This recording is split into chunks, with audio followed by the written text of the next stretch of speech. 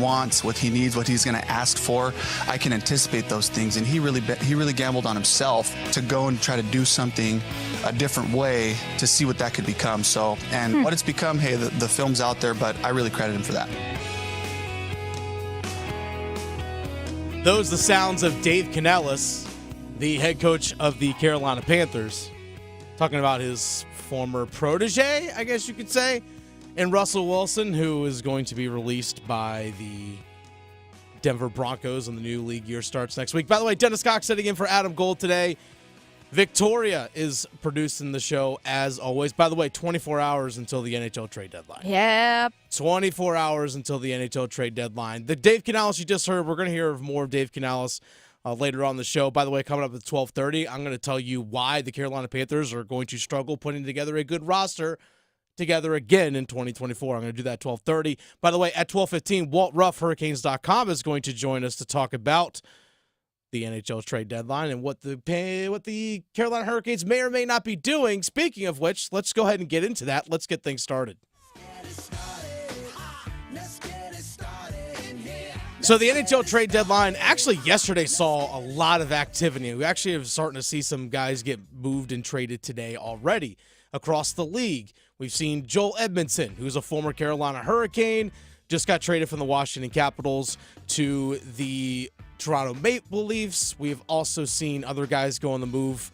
Noah Hannafin, former Carolina Hurricane defenseman, got traded from the Calgary Flames to the Vegas Golden Knights, which seems like the Vegas Golden Knights are always wheeling and dealing and making trades. Always. Hey, you know what? It paid off for them last year. You won a Stanley Cup. They did. They've been doing this for like 2 seconds. So.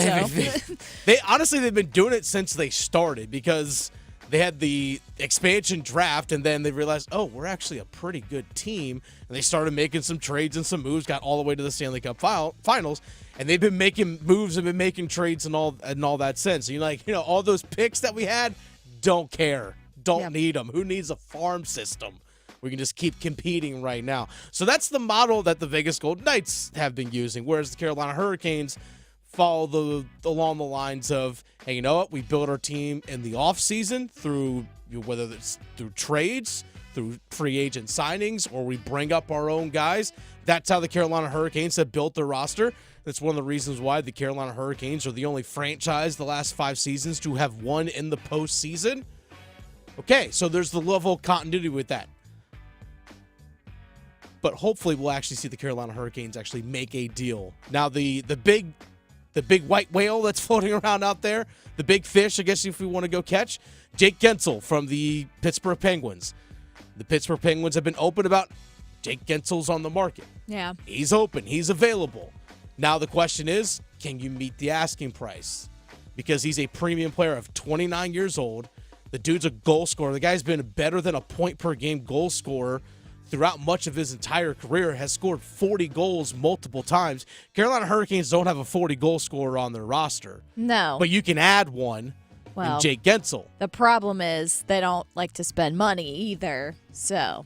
Hey, you know what? They'll have to. Hey, you know what? It's a lot easier for me to spend someone else's money, I can tell you that. But when it's your own, that's a little bit different. But the Pittsburgh Penguins have been open about they want young players, whether it's young prospects that they know can be NHL ready this coming off, whether it's this upcoming season or even coming up and playing right now at the tail end of this year. They want those guys or want young players that are NHL ready and NHL players right now. That's what they want. They don't want to I want a first-round pick in 2025 because that first-round pick in 2025 isn't going to do anything for them. Because right now they're looking at, all right, what can we build around to help the last years of Sidney Crosby, the last years of Evgeny Malkin, Chris Letang.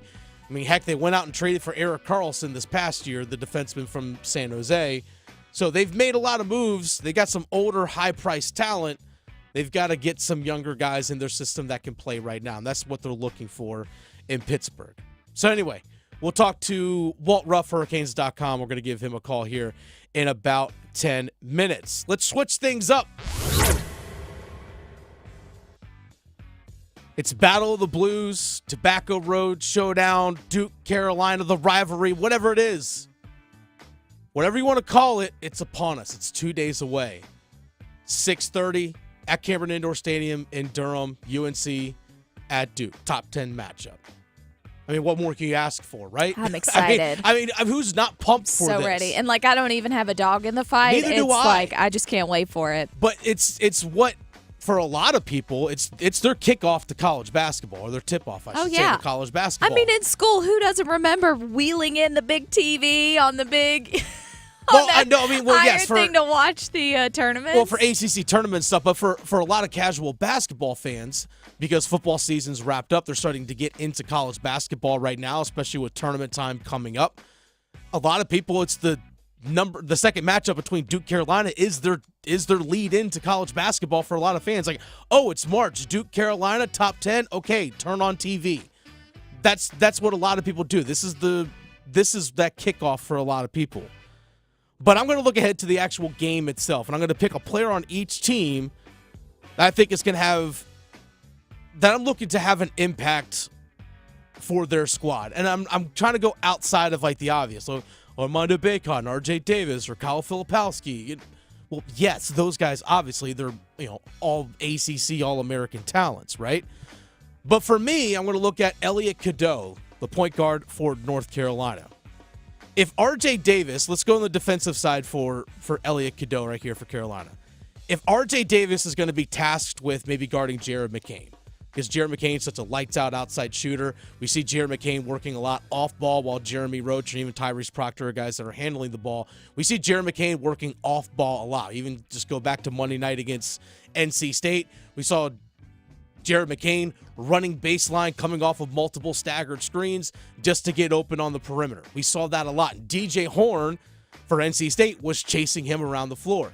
If RJ Davis is tasked with that responsibility of trailing Jared McCain around the floor, who's Elliot Cadeau going to be marked up on? My guess is going to be it's Jeremy Roach, based off of size, because Tyrese Proctor, a little bit taller at 6'5". Maybe Cormac Ryan draws that. Tyrese Proctor really doesn't have that first step to blow by somebody with the ball.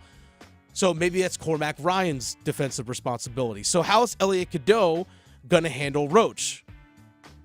So we've seen sometimes Elliot Cadeau get in foul trouble when guys are driving into the lane. We've seen Cadeau sometimes pick up fouls, and even quickly. These times, I think it was the Georgia Tech game not that long ago, where Elliot Cadeau picked up 5 fouls all in the second half. So how is Elliot Cadeau going to handle a veteran guy like Jeremy Roach in terms of trying to stop him one-on-one? It's going to be fascinating to watch him do that. But also, what's it going to look like for when Elliot Cadeau is going to have the ball offensively? Who's he going to be marked by? Is it going to be Roach? Is McCain going to be tasked with guarding RJ Davis? Is Proctor, again, because of length and size, going to be in charge of guarding Cormac Ryan? Elliot Cadeau is amazing and impressive for a guy at such a young age. Keep in mind, Elliot Cadeau, age-wise, should be a senior in high school right now. Not a freshman in college, a senior in high school. It's fascinating to watch him get inside the defense, have the vision to find open guys at such a young age. If he can continue to evolve and grow as a finisher around the rim and have a respectable outside shot, watch out. That's when Carolina, I think, can really be at their best. And we've seen Elliot Cadeau start to finish better around the rim. That's something he does. That guy can get to the rim. Now, he's a pass-first guy. We don't really see that a lot with young players anymore. A lot of young guys, when they get inside the lane, it's get to the cup and it's finish. For him, it's get inside the lane, find that open guy. Which takes me to a guy I think could stand out for Duke in this matchup coming up. Sean Stewart. That game Monday against NC State, Sean Stewart put on a show. Coming off the bench, Kyle Filipowski was in foul trouble. Had 12 points, 3 blocks, if I remember correctly, in that game. Impressive young minutes for a guy who really hasn't played a whole lot this season up until recently. Was Monday's game against NC State just a moment? And the reason why I say just a moment is because in sports, any team, any player, any coach is capable of having an awesome moment. Not saying they're bad and they just played above their level. It's just you had an awesome moment. Sometimes we confuse a player having a great moment. Like, for example, in the sport of football, we see a wide receiver that normally might catch 3 passes for 37 yards, and that's just their role. That's just who they are. But then we see him have a game where they catch 7 for 125 and 2 touchdowns. Like, oh, see what he just did? And we assume that's automatically who that person is going to be the next game, the game after, game after. I'm not saying Sean Stewart is incapable of replicating what he saw against NC State. My point is we just haven't seen him do that yet. Again, he was awesome. He was noticeably the best athlete on the floor in the game between NC State and Duke the other day. But can he replicate what he did when playing against Armando Bacot, a fifth-year senior who's an All-American, against Harrison Ingram, who actually might be the best athlete on the floor on Saturday night? As athletic as Sean Stewart is, not trying to disrespect the athleticism of these guys, but Harrison Ingram is just impressive in and of himself. How does he handle that? How does he handle being a weak side help defender? What if he's stuck in a pick and roll situation with, RJ Davis has the ball and it's Davis and Bacot? And he's like, okay, well, RJ Davis is a great outside shooter. Okay, do I blitz the ball screen? Do I drop off? We haven't seen him in those situations yet. Now, we saw him go, body up against DJ Burns. DJ Burns plays a much different game than Armando Bacot. We haven't really seen him get consistent minutes throughout this season. So we just don't know. But I'm fascinated to see what that guy can do. Maybe he has his minutes reduced because one of the reasons why he got a lot of playing time on Monday was because Kyle Filipowski was in foul trouble. It was also the second game in 3 days. So we saw John Shire go to the bench a little more. John Shire, much of this season, really has rolled with 6 main guys and then a couple others here and there. Typical Duke. Well, I mean, it's just what he went to early on this season. I mean, we saw Ryan Young at the beginning of the year get some starts, get some minutes early, especially when Mark Mitchell had a couple games where he missed. But we've seen Ryan Young, who's a graduate senior, his minutes drastically reduced. TJ Power, we saw him play a little bit early on in the season. Same with Sean Stewart. Those guys, especially defensively, just weren't ready. Early in the season when TJ Power was playing, Duke actually was going to a zone defense because TJ Power just wasn't there defensively yet. We can see what he can do from a shooting standpoint, but you got to play on both ends of the court.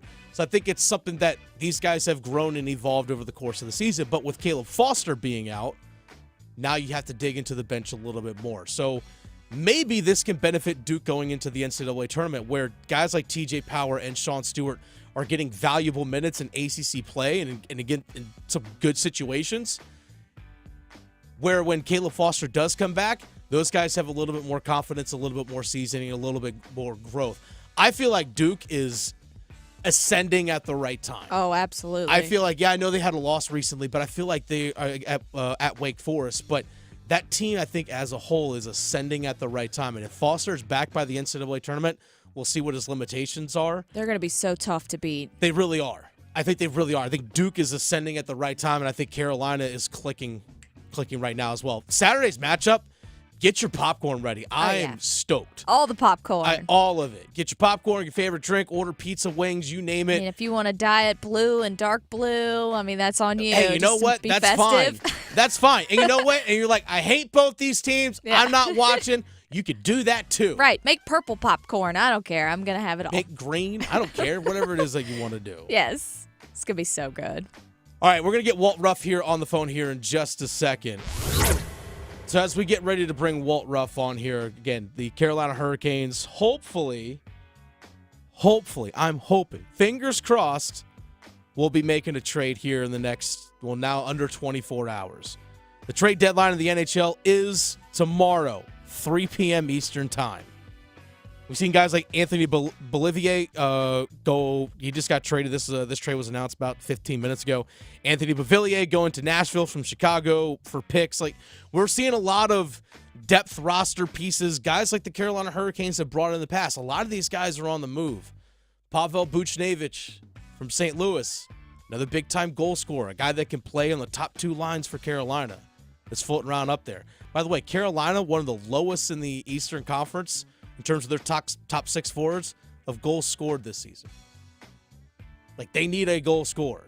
Simple as that. Need a goal scorer.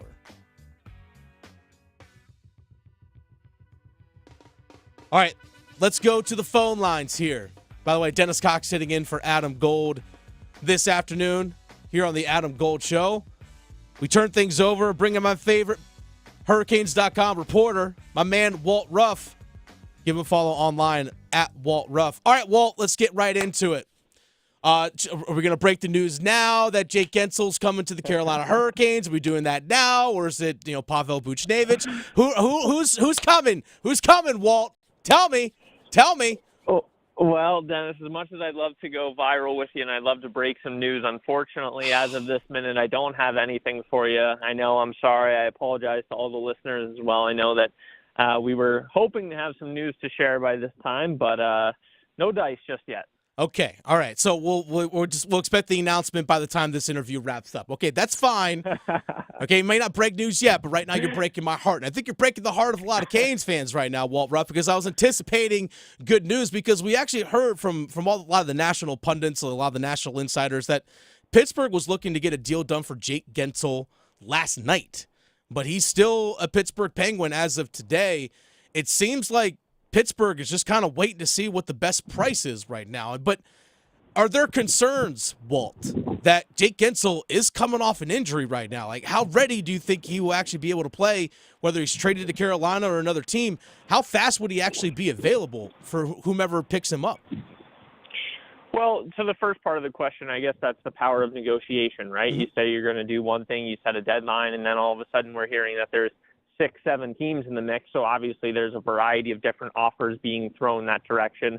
A lot of people are saying that the Carolina one would be prospect heavy, which is what Pittsburgh had initially wanted in the first place, because if you look at their organization, they're at a bit of a crossroads, right? Yes, they've got some of the best players in the game, but they're also at risk of missing the playoffs once again. So what do they do? Where do they go? But as far as Gensel's injury, I don't know that there's a ton of concern, because ultimately what you're buying for is your games in April, May, and potentially June, right? We know that Carolina likes to play the safe side of things when it comes to these injuries. So whether that comes to fruition or not, time will only tell, but I don't think there's a ton of concern because of that. Walt Ruff, Hurricanes.com, joining us here in the Adam Gold Show. Dennis Cox sitting in for Adam. Just being around the team, at practice and stuff this past week, the guys around the league know that the trade deadline and stuff's coming up. Have you felt or noticed any sort of guys maybe being a little bit more tense, or maybe what the conversations are like? Because, again, someone's life or multiple guys' lives are going to be uprooted, and possibly in 24 hours or less. Hey, you know what? You no longer live and work here. You live and work somewhere else, and you just don't know that kind of stuff generally going in. Is there any sort of conversations or vibe around the locker room that might be hanging over with the trade deadline coming up? I don't think too much. I think that usually impacts the selling teams a little bit more, right? Because I think it's safe to say that if Carolina is to make a move within the next 24-ish hours, it's going to be buying, right? It's going to be adding to the locker room. And if they're adding, there's really no one in. The biggest concern a guy could have would be, is it going to jeopardize my playing time? Guys probably are not actively thinking about being shipped out. It's thinking about how the team is going to be made better. But you're right. I mean, it could be affecting a couple of guys, because we've seen hockey moves or player in, player out trades before. So you just never know. But of course, if you don't know, then what's the concern worrying about it, right? I guess. I mean, if you don't know, but I guess it's also the fear of the unknown, right? People want to have security, whatever it is they're working, wherever it is they're doing, in any line of profession, whether it's sports or working in media, you name it. People want to have that security. Walt Ruff, Hurricanes.com, joining us here on the Adam Gold Show. Something else I want to bring up regarding the Carolina Hurricanes is that Antti Raanta was brought off injured reserve. Looks like he's healthy and ready to go. Should we expect him to start tonight? Because right now they have 3 healthy goalies. They have 3 games in 4 days. We're going to see Raanta one night, Kochetkov one night, and Spencer Martin another night. Like, is that what they're going to do over the next 3 days? I mean, they got the goalies. Might as well use them.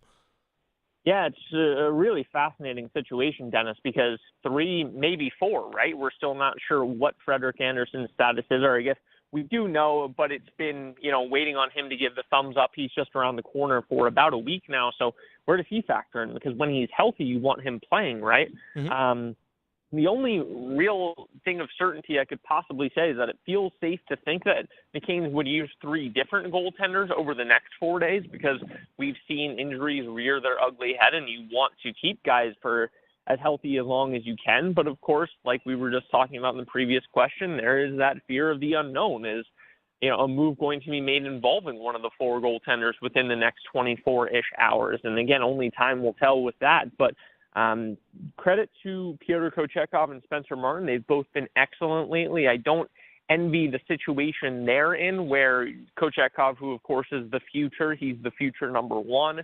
You've got Spencer Martin, who's done nothing but play well since he's been here. And now you're factoring in the 2 guys who you started the season with. So what does that mean for them? What does that mean for their starts, even though they've played well? And I, like you, am curious to see how it all shakes down. I'm curious to see when Freddie Andersen does return, like you mentioned a moment ago, Walt, seems like he's been around the corner for about a week. Is there any indication about, is it going to be next week? Because the Canes have 14 games coming up in the next 24 days. They might have to use 3 goalies in order to handle this workload. But you know what? Is there any sort of indication when he's actually going to be ready to go? He's practicing a bunch.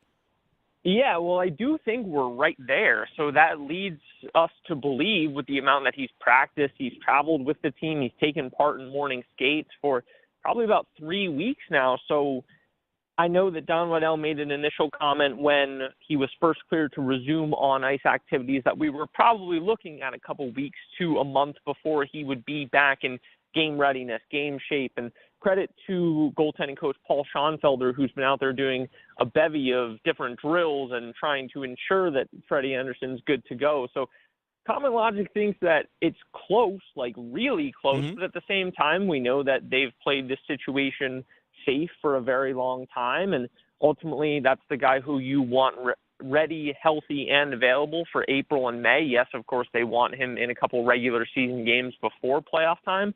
I wish I knew what to tell you, Dennis. Yeah. I think it could be as soon as tonight, and it wouldn't surprise me if it were still 2-3 weeks away. That's wild to think about, but also you get to look at the roster management standpoint. Final question here for Walt Ruff, Hurricanes.com. If Andersen is activated, you have 4 goalies. There's only so many roster spots. You're only allowed to have 23 guys on your roster, which means someone's going to have to get moved. Either they get put on waivers, or if they get traded, by noon tomorrow or by 3 o'clock tomorrow. Time's going to tell regarding that. Yeah, absolutely, and it's really interesting to think about when you think about each situation, right? Antti Ranta obviously had his struggles earlier this season, but he's been okay since he came back before he got hurt. I believe he was 6-2-1, save percentage just above 900 in his games since returning from the American Hockey League. You want Kochetkov to stay in a rhythm because, again, he is the guy who you're going to be counting on for the years to come.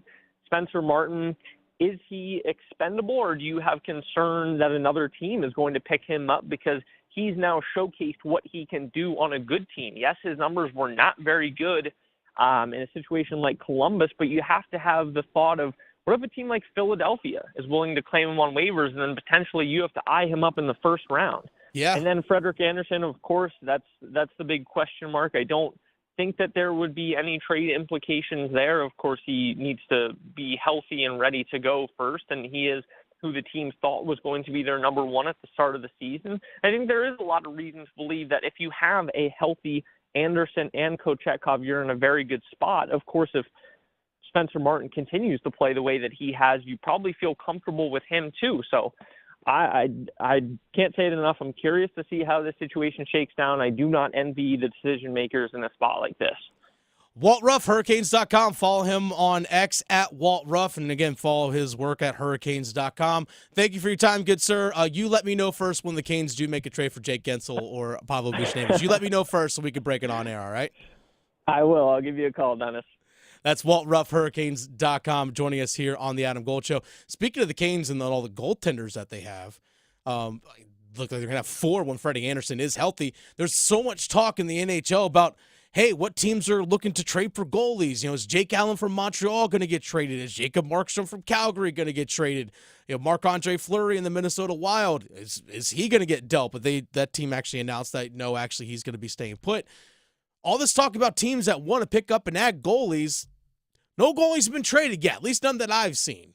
At least none that I've seen so far. But a flurry of forwards and defensemen have been on the move so far. But you know what? Maybe the Carolina Hurricanes, you know what? No one's getting a goaltending. We're keeping them all. No one else is getting gold. Just all of them. We're just going to keep everyone. And he brings up Philadelphia. Philadelphia, one of their goaltenders, Carter Hart, has a big-time legal situation going on up in Canada right now, so that's the reason why he's not playing, their goaltender. Canes right now are set to face the Philadelphia Flyers in the first round of the playoffs. So if you put, Ranta or Spencer Martin on waivers and the Flyers snatch them up, like Walt said, might be playing them in the first round of the playoffs. Time will tell. It's the Adam Gold Show. Dennis Cox sitting in for Adam Gold this afternoon. We're going to shift gears to the Carolina Panthers. In 4 minutes, I'm going to tell you why the Carolina Panthers are going to struggle putting together a good roster in 2024. Serving it up hot and fresh every day. Adam Gold on the North Carolina Sports Network.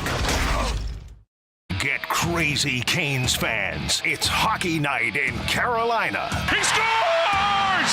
Dmitry Orlov picks the corner, and the Canes take a 2-1 lead. Storm Watch with Adam Gold at 6:30. Puck drop at 7. Second chance, they score! Jesper Fast knocks it home. On your exclusive home for the Carolina Hurricanes, 99.9 The Fan. This is the time of the year that you want to be outside, right? It's starting to get a little bit warmer. Eventually, the rain will go away on a regular basis, but QC Kinetics wants to help you enjoy life to the fullest and get rid of that nagging, annoying joint pain, but they want to help you do it naturally. Here's the deal. The old ways, the ways of pain meds and steroids and surgery, man, that ain't working. That's not good. You don't want to have downtime. You don't want to miss the kids' games. Heck, I don't know what I would do if I missed my son's soccer games or golf matches now. QC Kinetics can get you back in the game and get rid of joint pain naturally. Natural biologics, the body's own healing agents put back into your aching joints to promote long-term health and feeling good again. QC Kinetics. All you have to do is call, and the consultation is free. 919-400-5473. 919-400-5473. 4 locations. Cary, Clayton, Raleigh, Wake Forest. 919-400-5473. QC Kinetics. Tax Talk with Straight Talk. You give and you give. This tax season, you get with Straight Talk Wireless. You get a reliable 5G network and unlimited data and a Samsung Galaxy A14 included when you buy an extended Silver Unlimited plan. So you can give your janky phone to your kid. Yeah! Switch to Straight Talk for plans starting as low as $25 a line per month for 4 lines. Find us at straighttalk.com. For network management practices, visit straighttalk.com. Device offer ends 4/14/24. Online only. Family plan discount with 4 lines, all on the Silver Unlimited plan. Taxes and fees apply. Get ready, because Scott's is taking over Daylight Saving Time. It's such a big event that we're calling it Day-Long Saving Time. And now it's got real savings. In fact, it's the biggest deals of the year. Audacious? Absolutely. So don't wait. Stock up early and you'll be able to save up to $20 on Scott's Triple Action and Easy Seed products today at the Home Depot, Lowe's, or Ace Hardware. Offers available March 7th through 20th at select U.S. stores while supplies last. Selection varies by location. See store for exact offers. Hi, I'm Henry Winkler. My eyes are very important to me. My eyes connect me with everything I love. I loved my late father-in-law dearly. He always lit up a room, but his vision dimmed with age. He had age-related macular degeneration, or AMD. And since partnering with Apellis, I've learned there's an advanced form of dry AMD called geographic atrophy, or GA. His struggle with vision loss made me want to help others know about GA's warning signs. For some, colors appear dull or washed out. For others, hazy or blurred vision make it hard to see details, like fine print on price tags. Many have trouble seeing in the dark, making driving at night difficult. GA gets worse over time and cannot be reversed. If you think you have GA, don't wait. Treatments are available. Ask a retina specialist about FDA-approved treatments for GA and go to GAWon'tWait.com. Let me talk to those of you who are contact lens wearers. Adam Gold here from my friend Dr. Lori Travers at Travers LASIK. If you are tired of wasting time and money, TraversLASIK.com is where you need to go, because she will save you time, no contact lenses or glasses to deal with. You just wake up and go, and money, 0% financing for 24 months is available, plus contacts and glasses cost a lot of money. 919-510-6830. Make the call now. 919-510-6830, TraversLASIK.com. This is Adam Gold. What type of soup is Jason Kelsey? He would be like a chicken and dumplings. Oh, chicken and dumpling. Yeah. Very nice. Maybe like an Italian wedding soup. What kind of soup would Travis Kelsey be? Travis, I feel like he'd be like a tomato bisque. The Adam Gold Show.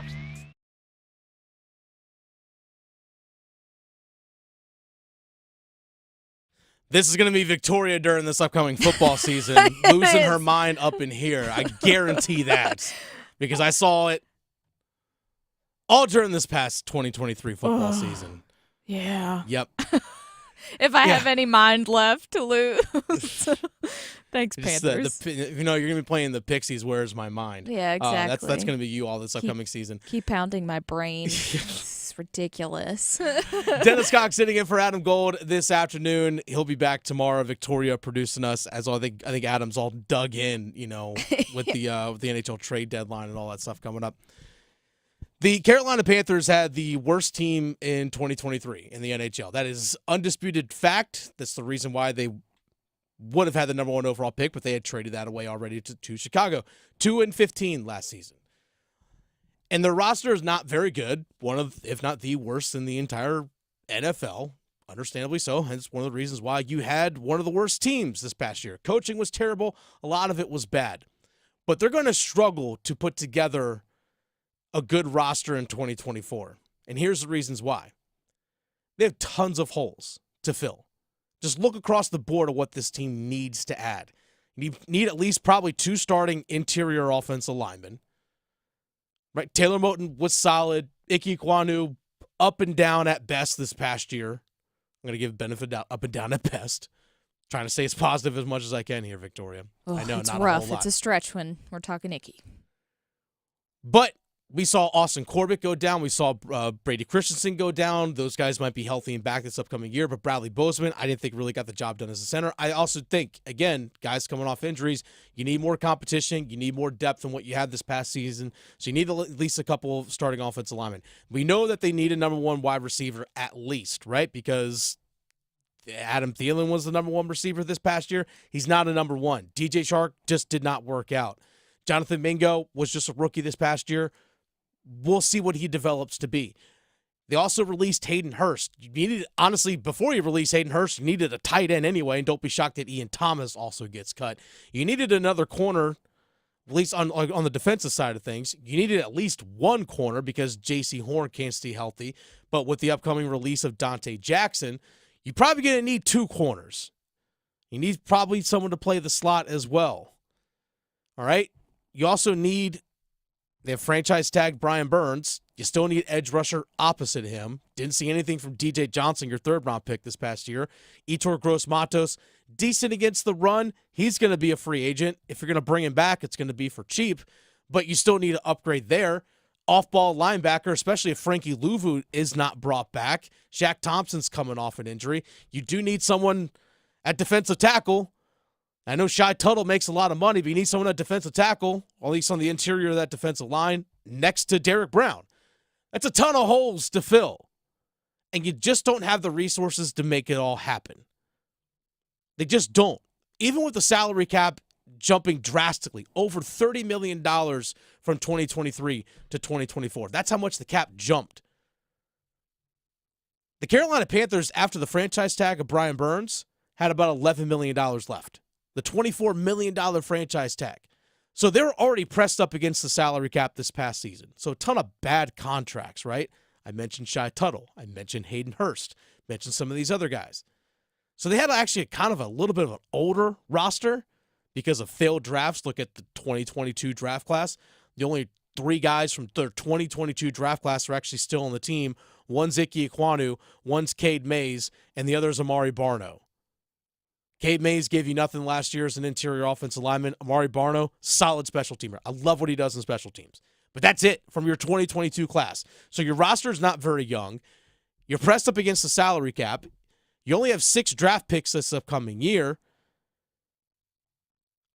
That's it. That's all you got. Now, I said $11 million in cap space. Now, the release of Dante Jackson coming up is going to free $5.9 million. So you're looking at about, let's just round up to $6 million. Looking at $17 million in cap space. You tell me you're going to fill 2 starting offensive linemen, starting wide receiver, number 1, a starting off-ball linebacker, 2 starting corners with $17 million in free agency? Good luck. Exactly. Good luck. Good luck doing that. Oh, and you don't have a first-round pick. You don't have a pick until pick number 33. There's that, too. There's that, too. Exactly. You only have 6 picks this upcoming year. A lot of people will say, oh, well, you just got hit on those draft picks. When's the last time you saw the Carolina Panthers hit on a lot of draft picks in one class? It's been a minute. Long time. It's been a minute. Now, I don't know the draft strategy that Dan Morgan is going to bring them what Scott Fitterer had, but I also know that Dan Morgan was also part of the regime under Scott Fitterer. When Scott Fitterer was like, oh, yeah, let's go get DJ Johnson, we heard Dan Morgan say, yeah, good football player, let's go get him. I'm sorry. DJ Johnson didn't cut it as a 3rd-round pick. This team has wasted and traded away so many draft picks over the last several years and have gotten no value in return for them. So how do you get this done? Well, to fill your roster, you're going to have to use undrafted free agents and guys signed to veteran minimums, which means you're going to like the older guy who's 34 years old, like old by NFL standards, who's still hanging on, that just wants one more contract, one more year, and they get that veteran minimum of like just over $1 million. Like that's how you're going to supplement your roster this season. The mismanagement of this team, of this roster over the last several years is biting this team in the ass. And it's all coming to fruition right now. This team, I'm sorry, is not going to be able to put together that much better of a roster than what we saw in 2023. Yeah, there's going to be a couple upgrade pieces here and there. Now, there are some different ways that you can create some cap space if you're the Carolina Panthers. You rework the contract of Taylor Moton. That can clear up some money. But guess what? When you rework his contract, yeah, it reduces the cap hit next year or this upcoming year, 2024.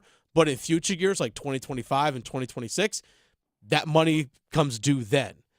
Okay, you can also release Ian Thomas. You could save some money there. Terrace Marshall Jr., by releasing him, you're going to save about $1 million. There's some other small moves that you can make, but again, you still have to fill those roster spots, right?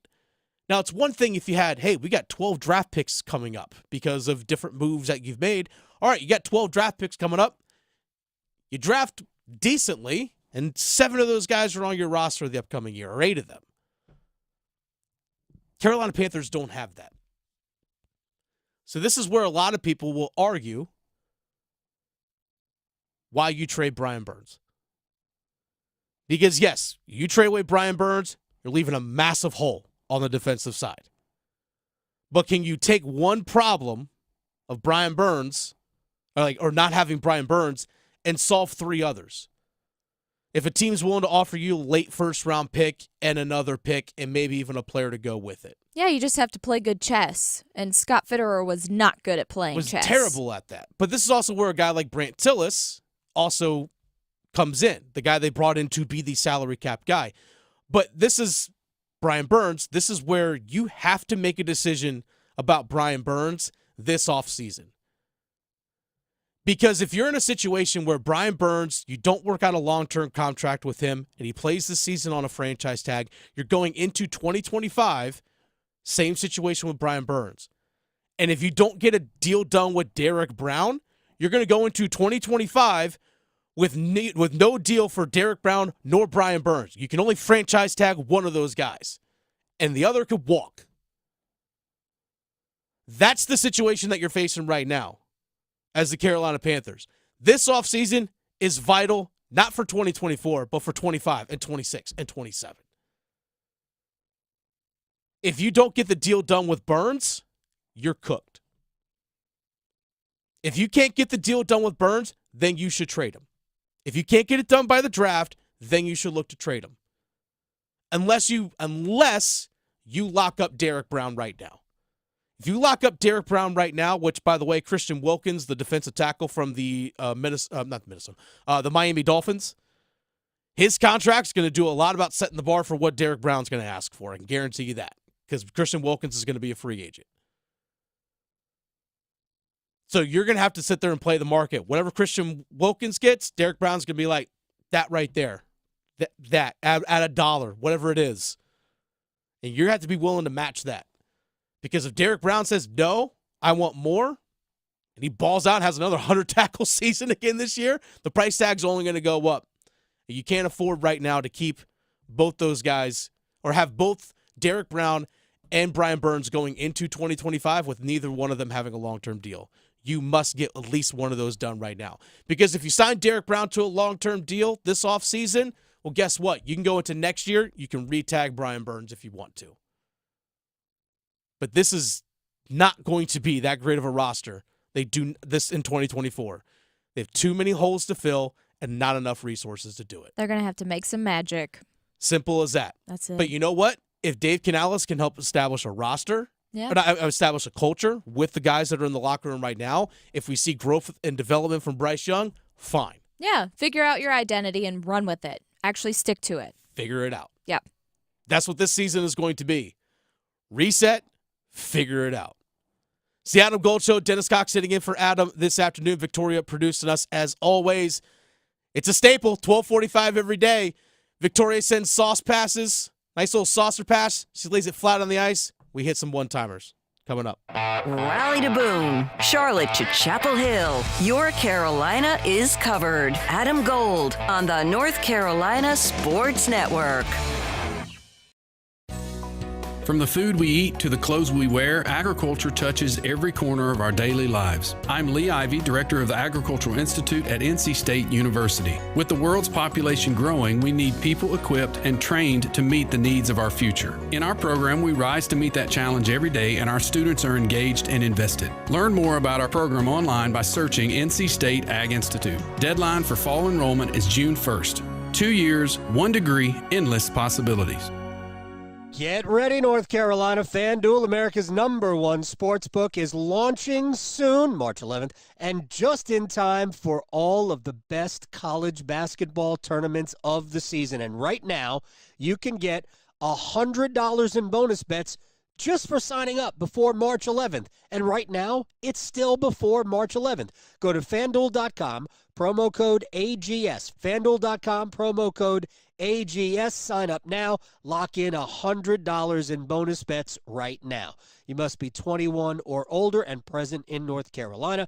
Bonuses are issued in non-withdrawable bonus bets that expire 30 days after FanDuel accepts its first real money sports wager in North Carolina. Unique user identity verification required. Restrictions apply. See terms at sportsbook.fanduel.com. Gambling problem? Call 877-718-5543 or visit morethanagame.nc.gov. Hi, Darcy the Cow here for Black Cow, the mature manure. It's time to start getting your flower and vegetable gardens off to a great start with Black Cow. Prepare new plant beds with a 1.5-inch layer of Black Cow in the area and then mix it in with the soil 6 inches deep. Black Cow is organic. Pick up the bright yellow bag and get growing. Black Cow, the mature manure. Black Cow. Think it's too pricey to pursue your interest and earn a degree? Well, if you're a North Carolinian from a household making $80,000 or less, think again. The Next NC Scholarship could cover more than half, if not all, of your tuition and fees at any NC community college or public university. This is money that doesn't have to be repaid. The Next NC Scholarship helps you know what you're getting because it combines federal and state-funded financial aid to form a new, simplified award. We're talking at least $3,000 for community college or $5,000 for a public university, making the cost of education more manageable. The Next NC Scholarship also helps you know where you're going because you could see how much you could get to pay for the schools you're interested in. So picking the right path for you and your future is now easier than ever. Applying is as simple as filling out the FAFSA. Dig into the details at nextncscholarship.org. The Next NC Scholarship. Know what you're getting, know where you're going. From the mountains to the coast, there is tremendous pride in North Carolina agriculture. NC Forever Farms is a program recognizing family farms that are protecting precious working lands vital to the future of agriculture. Through permanent agricultural conservation easements, these NC Forever Farms will always be protected from development. Learn more about preserving family farms through the Farmland Preservation Division of the North Carolina Department of Agriculture and Consumer Services by visiting ncadfp.org. PBSNorthCarolina.org. Looking for something fresh and inspiring? PBS North Carolina has just what you need with all new specials. Tune in to PBS NC now through March 10th to watch legendary performances from Carole King and James Taylor, engaging documentaries exploring America, the land we live in, and the latest tips for strengthening your body, mind, and spirit. Visit pbsnc.org/specials for more details. Let's continue to grow together. This is Adam Gold. There are two groups of people who do not really know how college sports works. One are fans. It's not your job. And the other, people who get paid to represent citizens of the United States on Capitol Hill. The Adam Gold Show.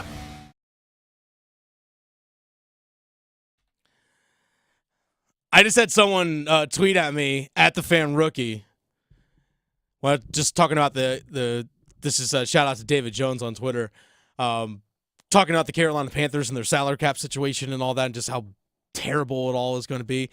David Jones said the Panthers salary cap feels like they're $10,000 in credit card debt and trying to reduce their Netflix package to help out. Exactly. Yeah, pretty much. You got it right there. I mean, because the release of Hayden Hurst saved $52,000 on their salary cap this year. Oh, boy. Now, here's the thing. In 2025, because he did sign a 3-year deal, in 2025, it's going to clear up about $6.5 million. So the move was made not only for this season, like, hey, look, man, you're not going to help us out. Just go home. Or I would say go home. It's terrible. Maybe that's was. Take your ball and go home. Sure. Hey, feel free to go play somewhere else. But it is going to save money in 2025. Again, I think this team is really trying to set up, all right, what can we do to get ourselves ready to really make a big moves in 2025? I think that's really what we're gonna see. But until then, we'll talk a little bit of Carolina Panthers a little bit later on in the show. But until then, Victoria tees them up. I try and slap them home. We got some one-timers. Which, by the way, I can't hit a one-timer to save my life. Yeah, you know. I play beer league hockey. I can't hit a one-timer to save my life. I never have had a slap shot. I did it one time. One time in my life. I've I wasn't wearing skates or anything because I would fall, but I've never have had one. I'm gonna get to the front of the net. That's my business. Yeah, well, you know, it is what it is. Hey, that's fine. Hey, I know my limitations. Absolutely. So this kicking things off, we were talking about the Panthers, so why not keep that going? So Brian Burns was worth last time someone offered trade picks. 2 firsts and a third, or from what Joe Person said yesterday on the show, a second, potentially, not a third. But either way, that was yesterday. That's, So yesterday's price is not today's price. Exactly. So if a team were to offer draft picks, what would you think would be enough? Because there have been rumors of maybe 2 seconds. I've heard the rumors of 2 seconds. I even had someone float around the idea of what if the Washington Commanders offered both of their second-round picks this year for Brian Burns. And those picks are high in the second round because I think they're pick 35 or 34, and then I think in the 40s because they have Chicago's second-round pick. Depends on where those second-round picks are. If it's the Washington Commanders offering their 2 second-round picks this year, I might be a little bit more enticed because I can get 3 players from between picks 33 and 46, somewhere in that range. I'd be a little bit more intrigued by that, but I probably need a late first and maybe a player. Okay. That's probably what I would do. I was like, I would much rather have a late first. I know the Detroit Lions, that team, that rumor has been floated around out there that maybe the Detroit Lions need someone opposite of Aiden Hutchinson. They had pick 28 in the draft. Pick 28 to me, it's like, hey, you know what? If you give me pick 28 and Jamison Williams, deal. Like, we'll make this happen right now because I get a potential number 1 wide receiver that's played with Bryce Young, and I get a first-round pick that if I'm smart, I move down to parlay into more picks. Again, can you use Brian Burns to fill multiple holes? Yeah. Now it's going to leave you a glaring hole of edge rusher, but again, I don't think this team's going to be winning anything this upcoming year anyway. But nonetheless, 2 seconds, They got to be really high second-round picks. Yeah, it just really, doesn't really feel high like seconds. enough for him.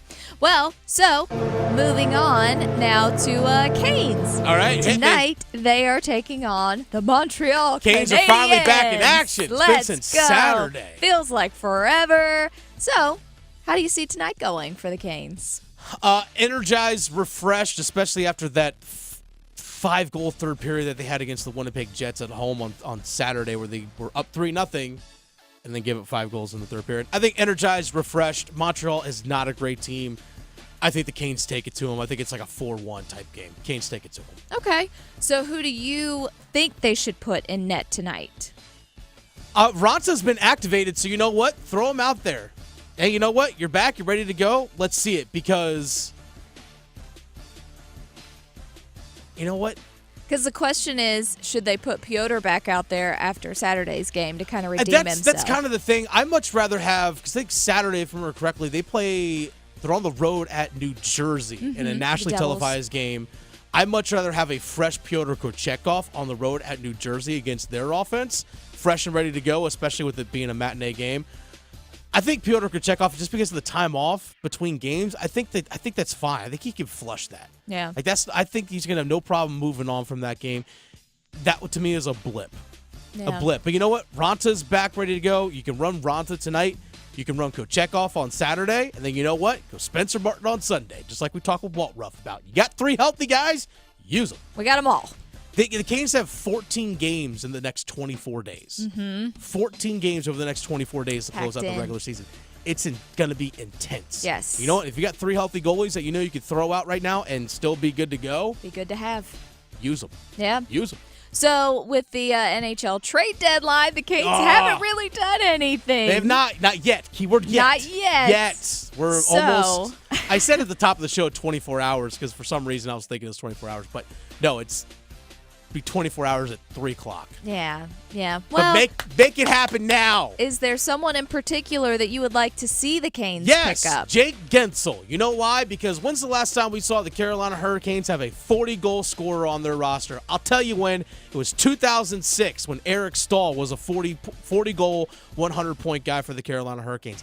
Jake Gensel is a 2-time 40-goal scorer in his career, and for the most part of his career has been a point per game or above for pretty much every season in his career when he's been healthy in the NHL.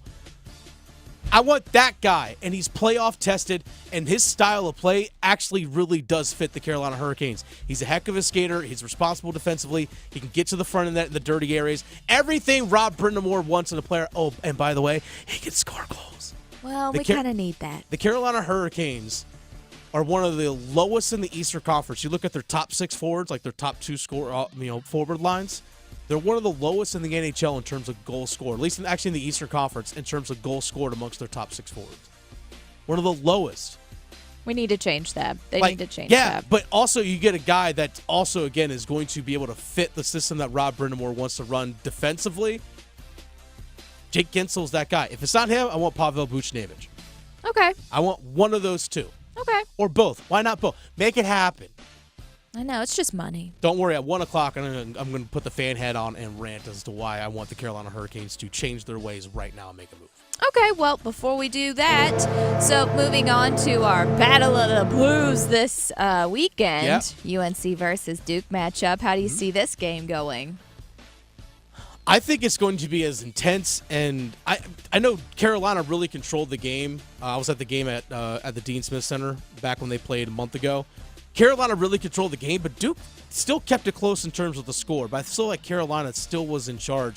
We saw that was the game that Mondo Baycott had 25 points and I think 12 rebounds. Harrison Ingham had over 20 points and also had double-digit rebounds as well. That's when we really saw the Armando Baycott that we know really take off. Like, he really was like, all right, time to dig in. Let's do this thing. Like, RJ Davis only had, I think, 4 points in the first half of that game, if I remember correctly. But Harrison Ingham and those guys were stellar. I think at Cameron, they split the regular season for me. I think Duke actually takes this one in a close one. I think it's going to be somewhere like 87-83 type of game. Intense back and forth. I think we're going to see a lot of lead changes, like double-digit lead changes, multiple ties, like one of those kinds of games where no team leads more than by 5 or 6. Yeah. And you know what? Awesome. Yeah.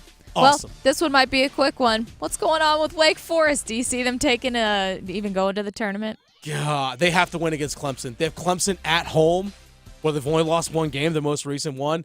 Clemson at home, you have to win this one, Wake Forest. You have to win this one. It's the Adam Gold Show. Dennis Cox sitting in from Adam Gold. I'm going to rant why the Carolina Hurricanes need to change their ways. Going beyond the box scores. Adam Gold on the North Carolina Sports Network. North Carolina, the wait is almost over. We've got 4 days left. Get ready. FanDuel, America's #1 sportsbook, launching soon. It launches Monday. That's March 11th. And right now, you can get $100 in bonus bets just for signing up before March 11th. And again, March 11th is Monday. Go to FanDuel.com, promo code AdamGold, and join today, and you'll be all set when FanDuel goes live on Monday, March 11th. FanDuel.com, promo code AdamGold. Get $100 in bonus bets right now. 21 or over and present in North Carolina. Bonuses issued in non-withdrawable bonus bets that expire 30 days after FanDuel accepts its first real money sports wager in North Carolina. Unique user identity verification required. Restrictions apply. See terms at sportsbook.fanduel.com. Gambling problem? Call 877-718-5543 or visit morethanagame.nc.gov. Mitchell Heating and Cooling.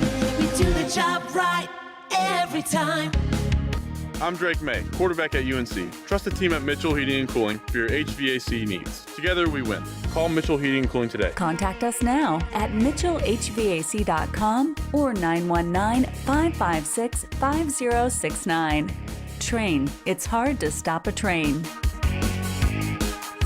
The best solutions every time. What?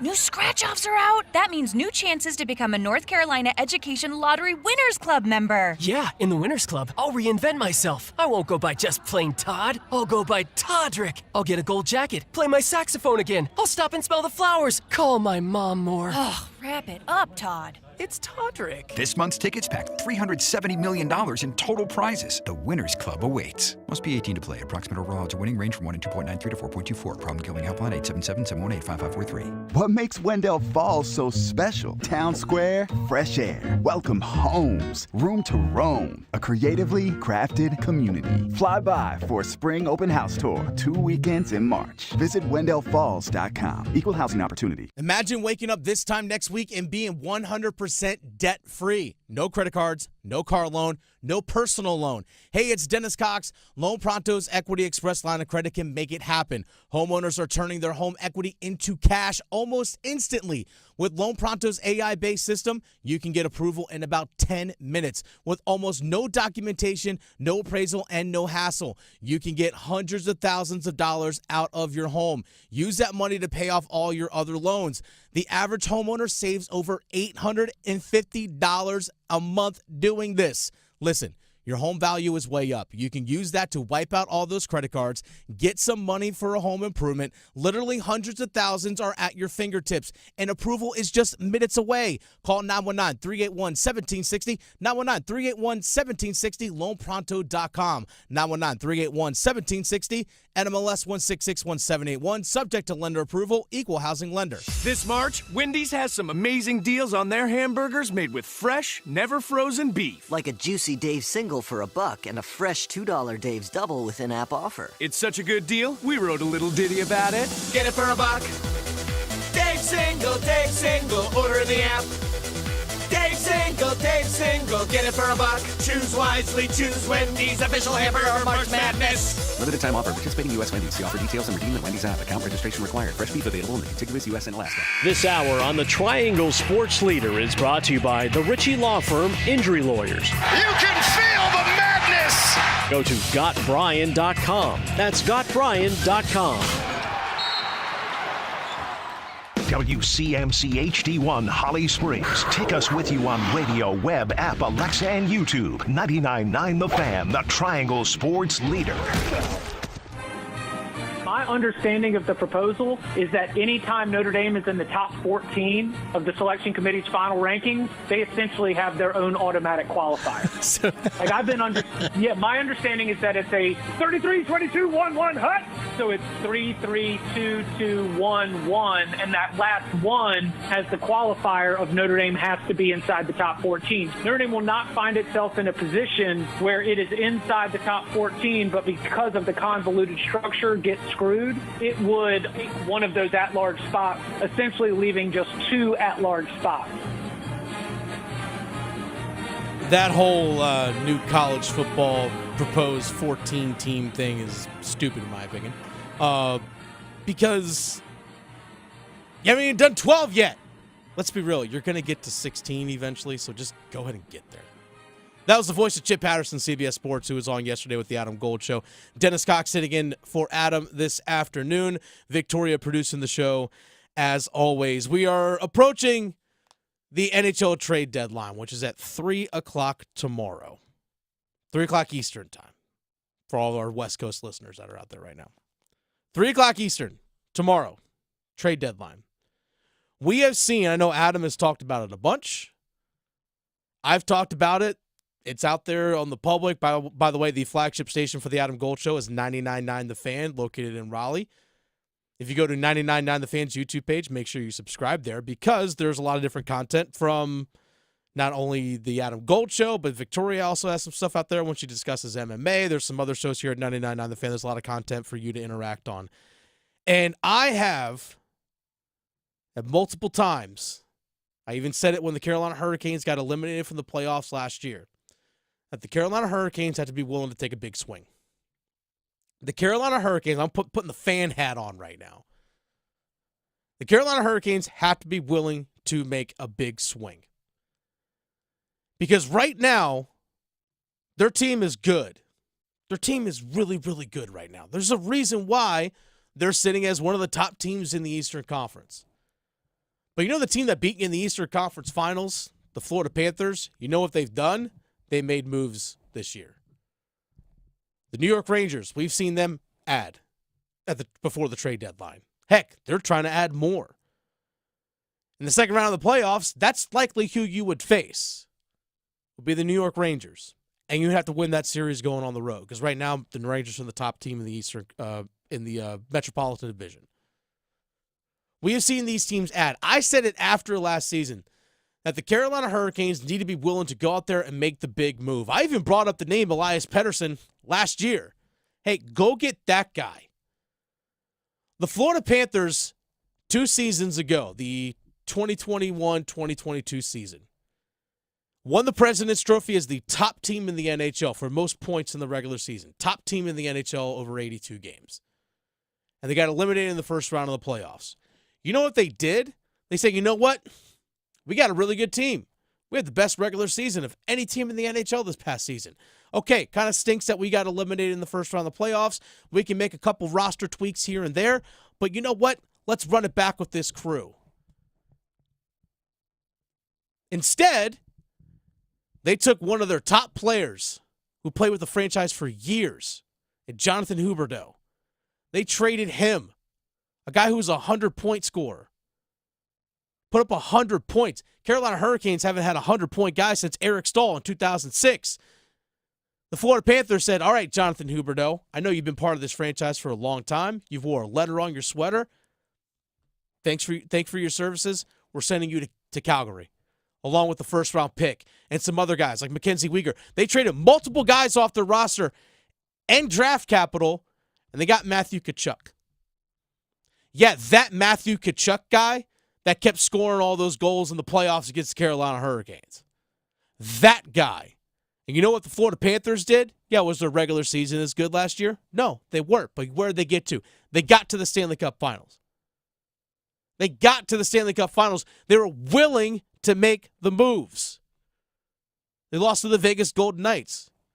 The Vegas Golden Knights, since the team's inception, has been making moves. They went and traded for Jack Eichel from Buffalo. Jack Eichel, who was going through a lot of health problems.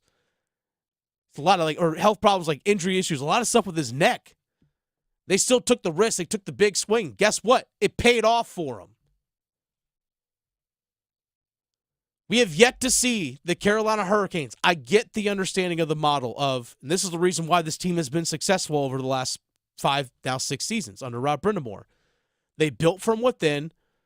They drafted well, like guys like Sebastian Aho, Martin Necas, Seth Jarvis, Andrei Svechnikov, Pesci, Slavin, all those, Pyotr Kochetkov, all those guys drafted by this team. Jack Drury, drafted by this team. They made the moves through the draft, through bringing in prospects. That's where they were able to trade for a young guy like Teuvo Teravainen. Okay, they did make some off-season splash moves, trading for a Brent Burns. They've made some trade deadline deals in the past. For example, they traded for Brady Shea just 4 years ago. They traded for Brady Shea. They have multiple first-round picks going into the 2020 NHL draft. They used one of those to trade for Brady Shea, who happened to have 4 years left on his contract.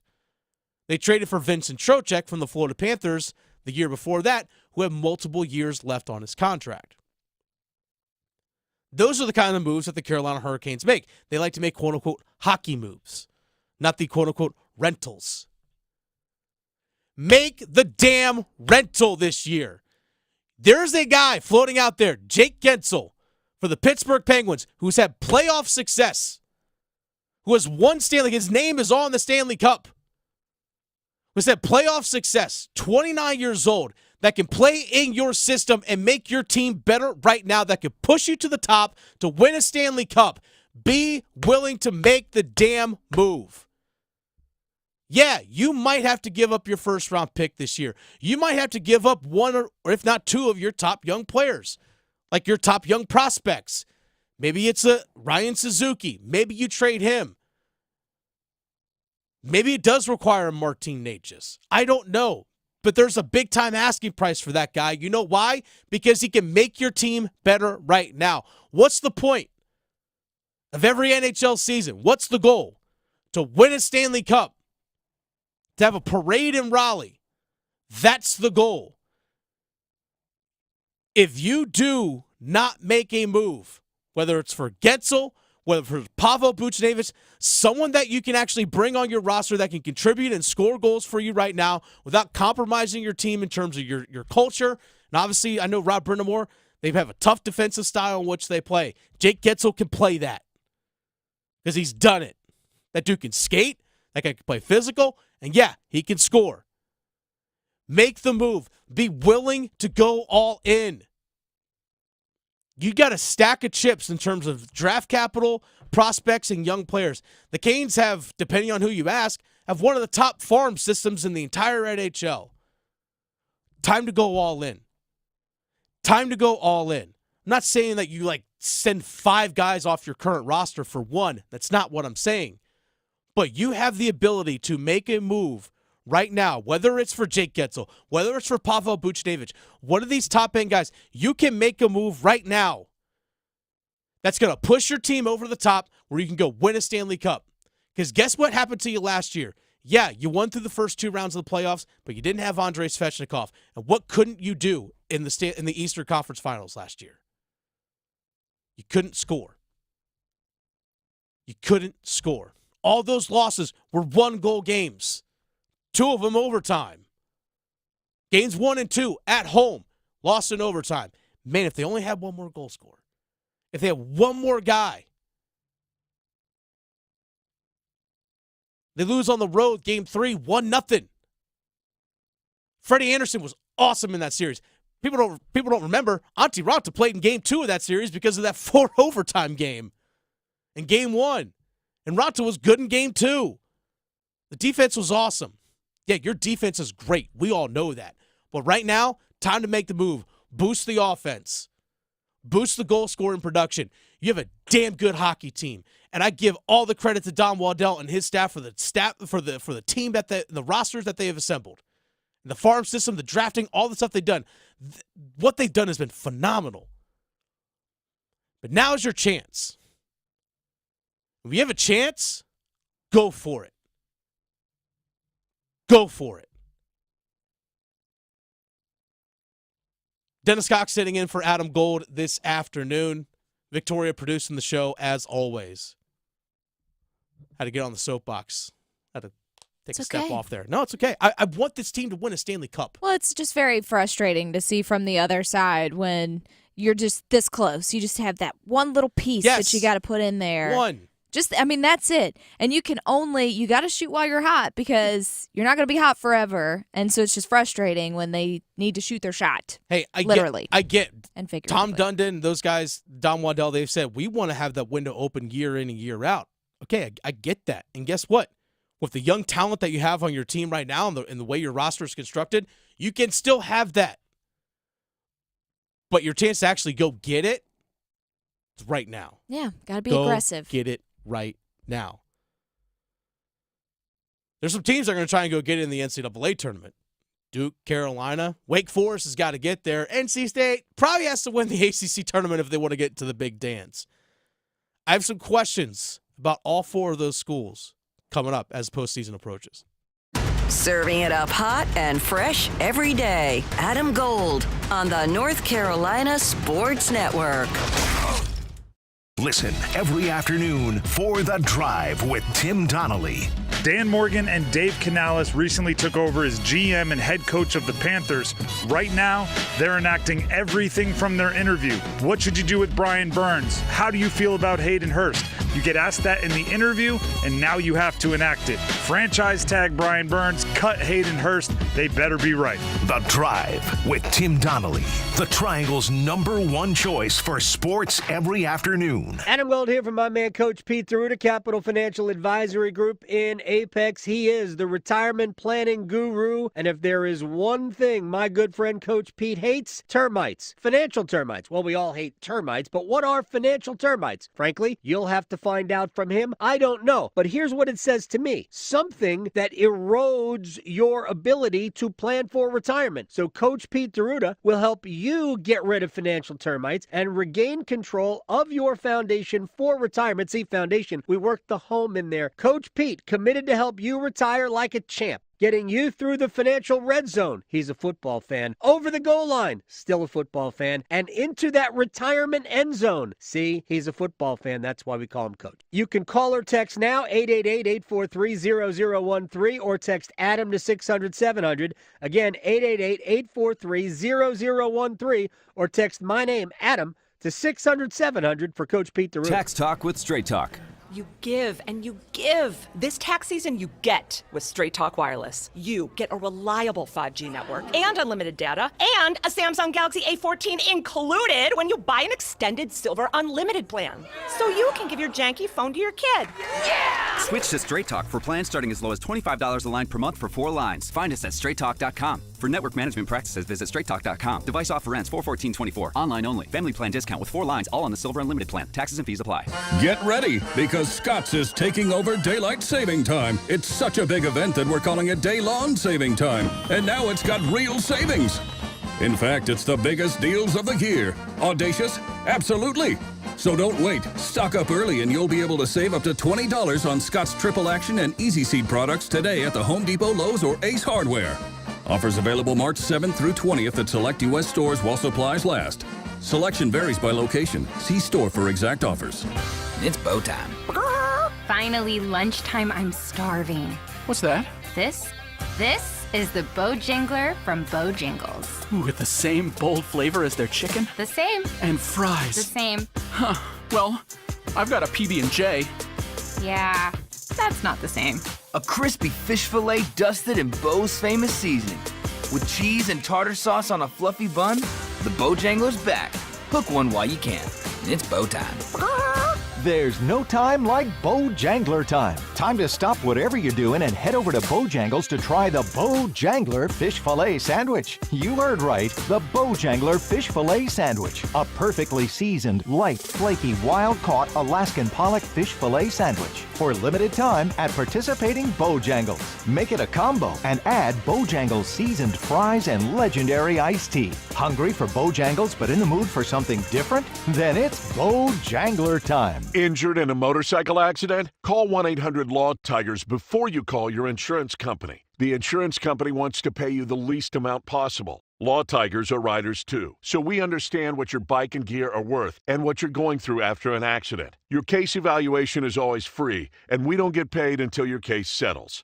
Call 1-800-LAW-TIGERS, North Carolina's motorcycle lawyers. Law Tigers is a network of independent law firms who are members of the American Association of Motorcycle Injury Lawyers. Law Tigers is not a law firm. This is Adam Gold. There are two groups of people who do not really know how college sports works. One are fans. It's not your job. And the other, people who get paid to represent citizens of the United States on Capitol Hill.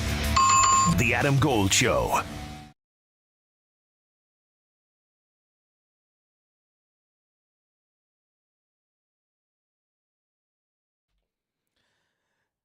We heard Adam Gold there talking a moment ago about talking about college sports in general. I know here in this state, Dennis Cox sitting in for Adam Gold today, Victoria producing as always. I know in this state, college sports is woven into the fabric of our society in this state because of all the great colleges that we have in terms of, especially obviously college basketball, but even college football is a big part of this state as well. I mean, obviously Duke, Carolina State, Wake Forest, the ACC schools, but you also look at App State, you look at ECU, even other parts of the state that may not even have football, for example, like UNC Wilmington. Their college basketball team is awesome right now. They're phenomenal. UNC Asheville made it to the NCAA tournament this past season by winning their conference tournament. College sports is awesome. I love college sports. And a lot of people really dive into college sports this time of year because conference tournaments. Heck, the Atlantic Sun tournament is taking place. Big South tournament's about to get underway. Heck, High Point is the number one seed in their conference tournament. ACC tournament starts next week for men's basketball. ACC women's basketball tournament already underway in Greensboro. So as the postseason approaches for men's basketball, I have a question. So 4 ACC schools here in the state of North Carolina. State, Wake, Carolina, Duke. I have a major question for each of them as, again, the postseason approaches. We'll start with NC State because right now, NC State, to win or to get into the NCAA tournament, they got to win the ACC tournament. As simple as that. Simple as that. They just on the resume to get in. I think we've known that for about the last 3 weeks. What's their psyche going into Saturday's game against Pitt? You're on the road at Pitt against a Pitt team that is fighting, scratching, and clawing to get into the NCAA tournament themselves. They were an 11 seed that actually played in Greensboro last season. They're scratching and clawing their way is Pitt under Coach Capel. What's the psyche for NC State going into that game? Final regular season game, not at home, so you're going on the road. All right, let's just go ahead and get to the ACC tournament next week because really that's the thing that matters for them, right? What's their psyche going into that game? I will say this. NC State this season in every single game, they've competed. Like they've competed their butts off. They never checked out of a game. But sometimes it's like, you know what? We just had our senior day. Yeah. It's the last regular season game. Tournament's next week. Are you overlooking that to Wednesday? I could see them feeling a little deflated too. It's easy. These are young guys, right? 18, 19, 20, 22, 21, sometimes 25 years old if you're Cormac Ryan of UNC. But nonetheless, these are still young guys. These are still human beings. I want to know what their psyche is going into that game against Pitt. Now, here's the thing. They do have something to play for, in a sense. Right now, they're in a 3-way tie for the 8th, 9th, 10th spots in the ACC. So right now, it's them, Virginia Tech, and Florida State. All in a 3-way tie. One of those teams is going to finish 10th and have to play on Tuesday of the ACC tournament. You don't want to play on Tuesday of the ACC tournament because that means you're one of the bottom 6 teams in the ACC. Now, Virginia Tech, they host Notre Dame, who's not very good, though Notre Dame has played well of late up until they faced Carolina just a couple days ago. Florida State hosts lowly Miami. Miami down season after getting to the Final Four. They've had a lot of injuries and such, and obviously losing Isaiah Wong, also a massive loss for them as well as he went into the NBA draft. So right now, Virginia Tech and Florida State both favored in their games. NC State's not. If NC State loses, Virginia Tech and Notre Dame win, NC State's playing on Tuesday. playing on Tuesday of the ACC tournament. It was like, 2 weeks ago? When you looked at the standings of the ACC and you thought, like, NC State, if they really make a little bit of a run here, they could finish in the top 4 and not play till Thursday, get the double bye. It's not the case. They're looking at potentially playing on Tuesday. So that's NC State. Let's jump over to Wake Forest. They've lost 3 straight games after beating Duke and storming the court and all that kind of stuff. Not going to get in the court storming or any of that. But nonetheless, they've lost 3 straight since then, including just a couple nights ago at home against Georgia Tech, where at one point they trailed as much as 19. My question for them is the hole too deep? Because a lot of people, again, after the win against Duke, a win that they needed, a lot of people who break down who's going to the NCAA tournament, the bracketologists, the Joe Lunardis of ESPN, all right, who's in, who's out, where are the people slotted, what's their seed? A lot of people have Wake Forest firmly in. It's like, hey, you got a couple easy ones coming up. You got Notre Dame, you got Georgia Tech. Like, just win those next 3 games. Okay, if you lose to Clemson, that's fine. Clemson's a tournament team. If you win those next 3 games, you're good. You're in. You might be a 10 seed. That's fine. I don't want to be a 7 seed playing against a 10 seed at Wake Forest like that. That would scare me, whomever if I'm their opponent. But right now, after 3 straight losses since Duke, is the hole too deep? They have to win on Saturday at home against Clemson. Absolutely have to. Clemson's a tournament team, I believe. I think they're in, especially after beating Syracuse the other night. But if Wake Forest wants to put themselves back in, they need to beat Clemson. They need to probably get at minimum at least one more win in the ACC tournament. If they beat Clemson, they win on Wednesday of the ACC tournament, and they also win on Thursday. If they beat heck, even if especially if they win Wednesday, Thursday, and Friday and get to the ACC championship game, I think they've locked themselves in. But they need to help themselves massively. And beating a tournament team at home in Clemson, against Clemson, I should say, they need to get that done. Must-win game on Saturday for Steve Forbes and that crew. Because every time I watch Wake Forest, I look at their lineup and what they had to offer. I'm like, oh my God, that's a tournament team. Like, their talent and what they do, like, that is a damn good basketball team. They have a legit big in Efton Reed. They have a 6'11", stretch 4 in an Andrew Carr. Hunter Salas, to me, is first team all ACC as a guard. That dude could fill up the bucket. Cam Hildreth, bless his heart, dude's playing through like pain and injury right now. He's got a wrist injury that apparently needs surgery. Looked like he's hobbled with another lower body injury as well. And that dude's still cooking and playing through it. Then they get on the court, and you're like, what are we doing? But it's amazing because up until the game against Georgia Tech at home, it's just like, damn, this team's awesome. But on the road, it's like, what is this? Yeah. Even Steve Forbes is like, I don't know. Half the time he's like, I don't know what's going on. That's the thing. If he doesn't know, I damn sure don't know. But even still, when I saw them play at Cameron Indoor against Duke, I was like, that's a tournament team. Like, losing on the road at Duke in a very close game, no shame in that. Duke's a top 10 team. But I saw them, I was like, oh, I do not want to be, if that's an 11 seed, I don't want to face them. Like, they can run to the Sweet 16, just again, based off the balance that they have in their lineup. But I'm wondering if the hole is too deep. All right, we all know Duke is going to the NCAA tournament. If they don't make the NCAA tournament, what are we doing here? My big question for them right now is depth. Caleb Foster nursing a lower body injury. We've seen him in a walking boot. He's been week to week at this point. The rotation, again, was small to begin with. Tyrese Proctor, Jeremy Roach, Jared McCain, Kyle Filipowski, Mark Mitchell, Caleb Foster. Those are the 6 core guys of their lineup. Yeah, sometimes we would see some minutes for Ryan Young and others, but really that was it. It was those 6 guys. Now, we did see Sean Stewart come in and get big minutes against NC State, and even more recently, as has TJ Power. Both those guys are freshmen. But when push comes to shove, are those 2 guys going to be ready for a big-time game? And we'll find out a lot this coming Saturday in 2 days when they host UNC. Are those guys ready for that? Because those guys didn't play in that game against North Carolina, or at least no significant minutes against North Carolina when they had to go to the Dean Smith Center. So we haven't seen those guys put in those situations yet. McCain's been awesome. McCain, awesome. ACC Freshman of the Year by far. But Foster has that element of defense that outside shooting as well. So your guard rotation, things kind of shrink a little bit. Because Caleb Foster can be a good ball handler, along with Proctor, McCain, and Roach. But you take Foster off the floor, all right, you're going to allow TJ Power to be a primary ball handler at times? Probably not. We've seen him put in situations where he's going to be a catch-and-shoot guy from the perimeter. And that's fine. There's nothing. Hey, that's what you can do. Lean into it.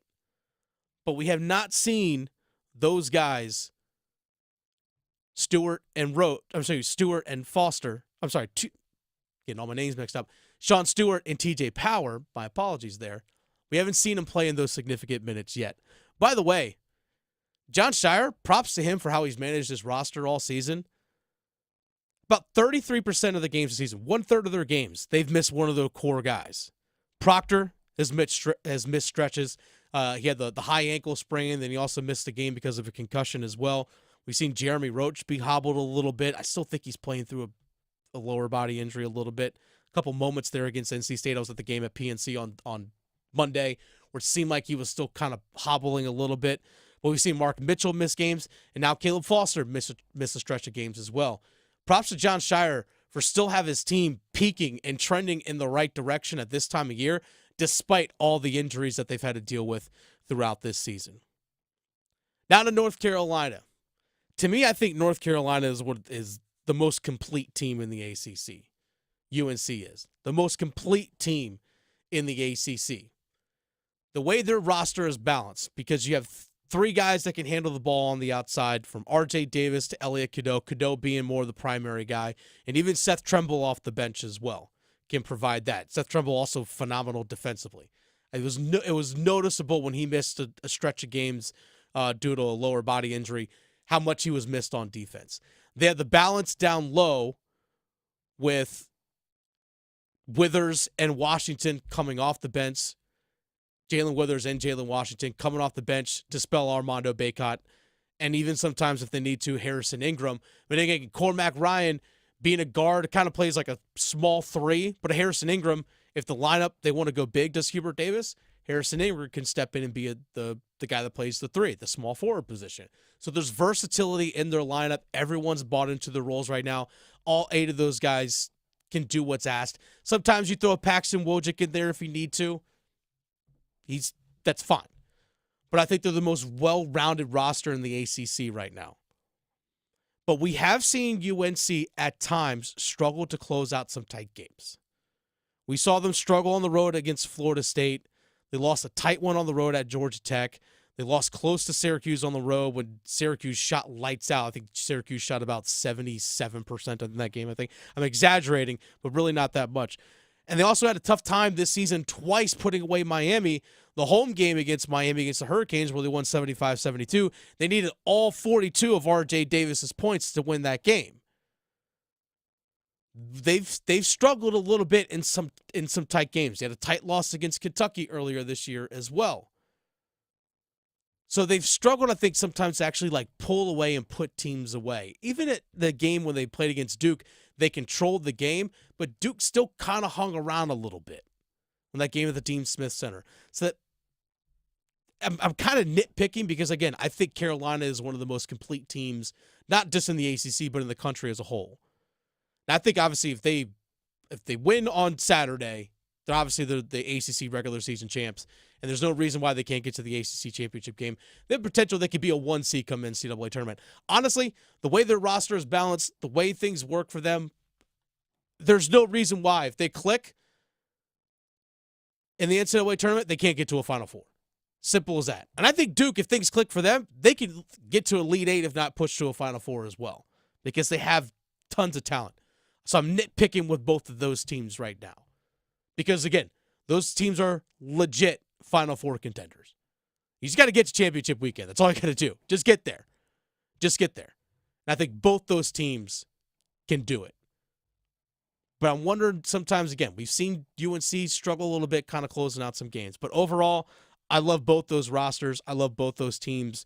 And I'm looking forward to Saturday. I don't know you, Victoria. I don't know what you got planned for Saturday. But I'm looking forward to it.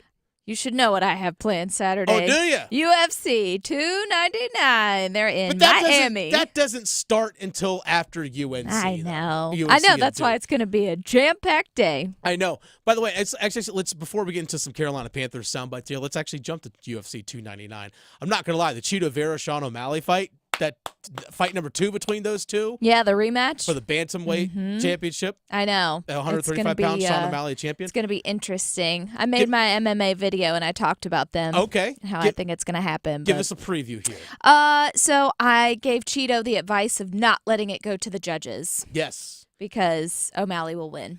Sugar Sean will win if it goes to the judges. I'm curious to see if has O'Malley gone 5 rounds before? I know he's been in championships fights, which are scheduled for 5 rounds, but I don't think he's gone the distance in a 5-round fight. I don't think he's done 5 rounds. So, yeah, no. I don't see it getting that far, though. No. I really don't. Cheeto, the first time they matched up was back in 2020, and Cheeto got him out in the first round. Mm-hmm. So, we'll see if history repeats itself. That's the only loss that O'Malley's had in his UFC career, was Cheeto Vera, if I remember correctly. I think so. I'd have to look at his record, but yeah, I don't know. They've both had some time off. They haven't fought since last August. Sean O'Malley's, because he stands at 5'11". Not many 5'11" guys fight at 135. Yeah. So he has the length that other fighters just don't. Well, and his reach has always helped him too. That's the thing. So His reach and his striking ability is just phenomenal against Aljamain Sterling. Goodness, like his ability to actually keep distance and still land is just phenomenal. Sean O'Malley is my favorite fighter in the UFC, by the way. Well, and his hair is still pink, so yeah, I mean it's like rainbow colored and all that kind of stuff. Which I have no problem with him showing personality and stuff, but his striking ability is absolutely phenomenal. Yeah. He's always wanted to be in the limelight, so that's what he's doing. Hey, you know what? He's earned it. Yeah. He's on a 5-fight win streak, so he's fought some good guys. It's just, yeah. I think even he was shocked after he beat Peter Yan by decision. That was, he was like, oh, I won by split decision. That fight in particular was very controversial, I could say, because, a lot of people didn't agree with that decision. But once again, don't let it get to the judges. I know. You don't want it to Simple go to as the that. judges. Don't ever. let it get to the judges. This is why I say, like, even in sports, I know a lot of people, I'll tie this back to college basketball, when Wake Forest lost to Georgia Tech the other night. Georgia Tech was down actually 69-68 in the final 5 seconds of the game or so. I forget who it was driving into the lane for Georgia Tech, falls down with the basketball, which if you're still in possession of the basketball and you're sliding on the ground, that's a travel. Yeah. So it should have been Wake Forest ball. Missed call by the official. Don't leave it in the hand of the officials. That's not the reason why you lost the game. Now, the officials did miss the call, but who knows with 3.8 seconds left, does Wake Forest turn the ball back over? Do they commit an offensive foul? Did they get a 5-second violation, trying to inbound the ball? You don't know what's going to happen at that point. But nonetheless, Wake Forest dug themselves a 19-point hole, and then things get kind of weird at the end there. It's funny when people say, should have called that, travel violation at the end of the game. Also, you hear online, put away the whistle. Let the players decide it. That kind of stuff. But nonetheless, don't put it in the hands of the officials like Victoria says. Shouldn't do it. Nope. That's Victoria. She's producing the show, as always. Dennis Cox sitting in for Adam Gold. By the way, if you miss any of this show today or miss any of the Adam Gold show ever, go to your favorite podcast platform. Subscribe to the Best of the Adam Gold Show podcast. It's Apple, Spotify, you name it. It's out there. Subscribe. That way you can hear all the interviews and all the conversations regarding sports here across the state of North Carolina. So make sure you don't miss out on that. If you also want to add more into the conversation, 99.9 The Fan, the flagship station for the Adam Gold Show. If you go check out their YouTube page, just search 99.9 The Fan on YouTube. If you subscribe there as well, you'll see videos and clips posted from this show. You can leave comments, obviously like, subscribe, do all those things, but leave comments, leave your thoughts. If you disagree with what I say or what Adam says or what Victoria says, or if you 100% agree or you want to offer your opinion, that's a great spot to go do it. Check We'd it like out. to hear it, yeah. Honestly, I really do. I love interacting with fans on YouTube and hear their thoughts and comments and things like that. It really is a lot of fun. It's a great way for you all to interact with things that we're saying, because sometimes Twitter, it's if you miss something, it's kind of hard to throw stuff in there. But yeah. It's just kind of what it is. Sure. We talked about the Carolina Panthers a little bit earlier in the show. Nicole Tepper, the wife of David Tepper, so co-owner of the franchise of the Carolina Panthers, was on the Up and Adams show, which is part of FanDuel TV, and she had some conversations about some different things, including what her proudest moment is in the 6 years. By the way, the Carolina Panthers were bought by the Teppers 6 years ago. 2018 was the first season that we saw the Teppers. Feels like longer. You know what? When you have 6 straight losing seasons, it all feels a little bit longer. It's my own personal hell. Yeah. It's like, it's amazing. Ron Rivera was the head coach. Yeah. Ron Rivera was the head coach. That feels like when Tepper took over. Different life. But Nicole Tepper said, hey, what are some of the proudest moments in the last 6 years? We've embraced the city. I think what's great about being here in Charlotte and having this platform is being able to open up the stadium to 40 ticketed events. I mean, for the city and the state of Charlotte, for the people here and the economic impact it had. So for me, for Dave, like that's really one of the most proudest moments in the 6 years. I think before there was only 10 to 13 events here. So, I mean, think about that. It's amazing. Okay, the state of Charlotte. Congratulations to you. Okay, this is my Not just thoughts. the city, but the state of Charlotte. This is my thoughts. I will fight you. Oh, I am so mad at her. What are we doing? You own a football team. Okay, lady? You own a football team. Why are you proud of concerts? Okay. When I first heard that, my blood is like already boiling. Because let's not address the issue that you have failed at the thing you're supposed to be doing. So let's look at the shiny object over here in the corner and say, oh, but look at what we did over here. I know I screwed that up for you, people who've been following us since 95, but let's look at this over here. We brought music to Charlotte. Okay. Yeah.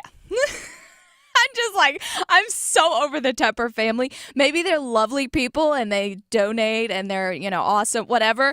But how about we address the issue in the room and fix it? That would be great because you've had plenty of time to fix this problem, but yet, no. Let's put it on other people and look at other things. But think of all that they've provided. I know, right? This is what David Tepper said, 2 years ago, or maybe it was after they fired Matt Rule, somewhere around that time, at the end of the day. But yeah, I know, right? I got Victoria's that triggered, triggers me too. And I just got the, at the end of the day, Victoria, Thank if you God look at all he's the with great the things, corn. if you look at all the great things that the Teppers have brought to the city of Charlotte and the state of Charlotte, as Nicole would say, they brought obviously concerts, which helps with restaurants. Right. Pretty sure they've brought infrastructure, running water, electricity, all those things to the state of Charlotte. I mean, we should just change the whole state to the Tepper state, apparently, because they've done so much for this state. I mean, I will say this. It is cool when you have a big stadium like that to have concerts and that's awesome. Sure. That's a lot of fun. But you know who else has hosted those before? NC State at Carter Finley Stadium has had Beyonce. Exactly. I've been to Beyonce. I've been to events at PNC Arena too. They just announced the lineup for Dreamville, which is at Dix Park here in Raleigh. All right. Yeah. Which is awesome, which I'll be attending that, by the way. Sure. Very proud.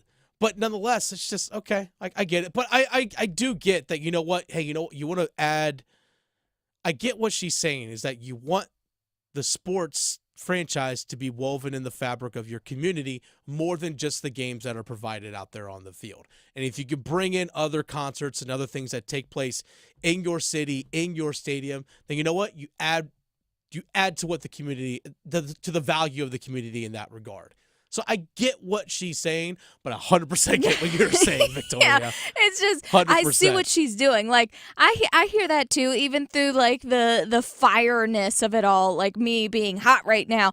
I understand it's all a good thing. We want to make a well-rounded state and community and all. I understand that completely. But the whole time, these people have come in, taken over, and they never acknowledge that they are not doing things correctly. I would have more respect for them if they would say, you know what? We messed up. We had a lot of money. We thought we could do it this way. We obviously don't know what we're doing, so we're going to now spend our money on people who do know what they're doing. I would love for that to be the case. But no, they want to say, oh, let's not address any of this and just talk about the good stuff. Oh, I can't stand I want to buy this team. That's what I'm saying. Tom Dundon and I need to go and buy this team. Sure. We'll run it by the fans. You'll add the $1 Make a you have in your GoFundMe. pocket Yes, to whoever we'll make Dundon a GoFundMe, and I will represent all of us very, very, very frustrated Panther fans. Well, okay, let's actually dive into what you just mentioned a moment ago about, all right, the actual product on the field. Nicole Tepper actually did talk about Dave Canales and Bryce Young and why they are a perfect fit. What are the expectations for a young quarterback that you're very involved with this team? I mean, if I was Bryce, I would be ecstatic. And I think if I was Coach Canales and I had somebody like Bryce Young to work with, I would be even that much more ecstatic. I mean, Bryce he's poised, he's mature. He had a time last year, but everybody needs that. I mean, I think it's going to make him better and stronger. And I think having a coach like Coach Canales and the rest of the staff that he supported himself with is going to be amazing for him. I mean, he's our asset. So we're building and protecting that asset. Are you? Are you, though? Nikki, are you? Are we protecting our asset? Well, no one he had a protected time. that. Yeah, we all had a time. He had a time because you didn't help your asset last year. Okay, I'm done. As I mentioned a moment ago, if you go on 99.9 The Fans YouTube page, there's a video clip that Victoria already posted of me talking about why the Carolina Panthers are not going to be able to put together a good roster in 2024 just because they don't have the assets to do so. Right. Feel free to leave comments and stuff on that conversation right there. That's Victoria. I'm going to let her cool off some steam. Do some woosahs. We're going to come back here in just a few minutes. Victoria's going to stretch because she needs to because, after you get worked up like that, it's good to have a cool down. It's good to have a stretch. So we're going to stretch, place bets, and more coming up. Going beyond the box scores. Adam Gold on the North Carolina Sports Network. Your background may not include agriculture, but 2 years at the Agricultural Institute will prepare you for a career in it. Whether you are a military veteran with an arsenal of skills, kickstarting your second career, or about to graduate high school, the Agricultural Institute at NC State University is the right place for you. Nurture your passion and find your career. Learn more about our program online by searching NC State Ag Institute. Deadline for fall enrollment is June 1st. 2 years, 1 degree, endless possibilities. Are you struggling with your Medicare drug costs? The NC Department of Insurance SHIP program may be able to help. The Extra Help and Medicare savings programs are available for those who qualify, but you have to apply. Contact SHIP today to see if you qualify. Visit ncshiip.com or call toll-free at 855-408-1212. SHIP provides free, unbiased help in all 100 counties. Project supported by grants from the Administration for Community Living. Contents do not necessarily represent official views of, nor an endorsement by ACL, HHS, or the U.S. government. Hi, Darcy the Cow here for Black Cow, the mature manure. It's time to start getting your flower and vegetable gardens off to a great start with Black Cow. Prepare new plant beds with a 1.5-inch layer of Black Cow in the area and then mix it in with the soil 6 inches deep. Black Cow is organic. Pick up the bright yellow bag and get growing. Black Cow, the mature manure, Black Cow. Think it's too pricey to pursue your interest and earn a degree? Well, if you're a North Carolinian from a household making $80,000 or less, think again. The Next NC Scholarship could cover more than half, if not all, of your tuition and fees at any NC community college or public university. This is money that doesn't have to be repaid. The Next NC Scholarship helps you know what you're getting because it combines federal and state-funded financial aid to form a new, simplified award. We're talking at least $3,000 for community college or $5,000 for a public university, making the cost of education more manageable. The Next NC Scholarship also helps you know where you're going because you could see how much you could get to pay for the schools you're interested in. So picking the right path for you in your future is now easier than ever. Applying is as simple as filling out the FAFSA. Dig into the details at nextncscholarship.org. The Next NC Scholarship. Know what you're getting, know where you're going. From the mountains to the coast, there is tremendous pride in North Carolina agriculture. NC Forever Farms is a program recognizing family farms that are protecting precious working lands vital to the future of agriculture. Through permanent agricultural conservation easements, these NC Forever Farms will always be protected from development. Learn more about preserving family farms through the Farmland Preservation Division of the North Carolina Department of Agriculture and Consumer Services by visiting ncadfp.org. NC Medicaid is for more people like me. Adults who don't have children. People who serve. People who do the heavy lifting. Child care teachers. Full health care coverage at low or no cost. Doctor's visits, emergency rooms, and prescriptions. So if you applied before and didn't get it, apply again. NC Medicaid covers more people than ever before. NC Medicaid is for more people. See if you qualify at medicaid.nc.gov. If you pay your city or town for electricity, you live in a public power community. Public power communities provide electricity to families and businesses from a locally owned and operated system. Public power systems are not-for-profit and provide electricity at affordable rates with unbeaten reliability. Your local public power provider invests in your community, providing local jobs and supporting your local economy. Electricities of North Carolina is the energy behind public power. Learn more at electricities.com. This is Adam Gold. Listen, the ACC is not as bad as everyone out there, Joe Lenardi and all the proctologists. Wow. Whoa. It's Wait a second. Victoria, did you hear that? It's a proctologist. The Adam Gold Show.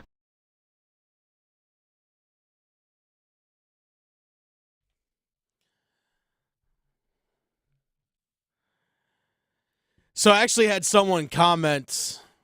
I want to get your thoughts on this. Yes. So on mentioned the 99.9 The Fans YouTube page about the Carolina Panthers and all that stuff. Someone actually recommended trade Brian Burns. Mm-hmm. His brother. Exactly. Him too. It's okay. Trade Brian Both of them. Burns. Panthers will have a top 5 pick or a top 3 in 2025. So like, hey, you know what? You're going to be bad in 2024, which means you should have a top pick. Right, which we plan on. But yes. But if you trade Brian Burns, you can inherit some draft capital. Because here's the thing, keep in mind, the Panthers don't have a first-round pick this year. They don't have a second-round pick in 2025 either. Yeah. But those are 2 premium draft picks that you don't have. Mm-mm. So, you know what? The argument for Brian Burns being traded, to me, it's a valid argument. It really is. But you know what? Sometimes those guys just don't grow on trees. No, that's the tough part. But, there's also the other side of, hey, if you're not winning with them anyway, work to, build to get something else in the future. I see all sides of it. I totally get it. Yeah. But we can get into that conversation a little bit later on. Until then, Victoria, let's stretch. Oh, yeah. Everybody just take a breather. Yeah, I know. You needed one. You were steamed up. Even to the commercial break, you're like, I know. I'm like, woo, I have to...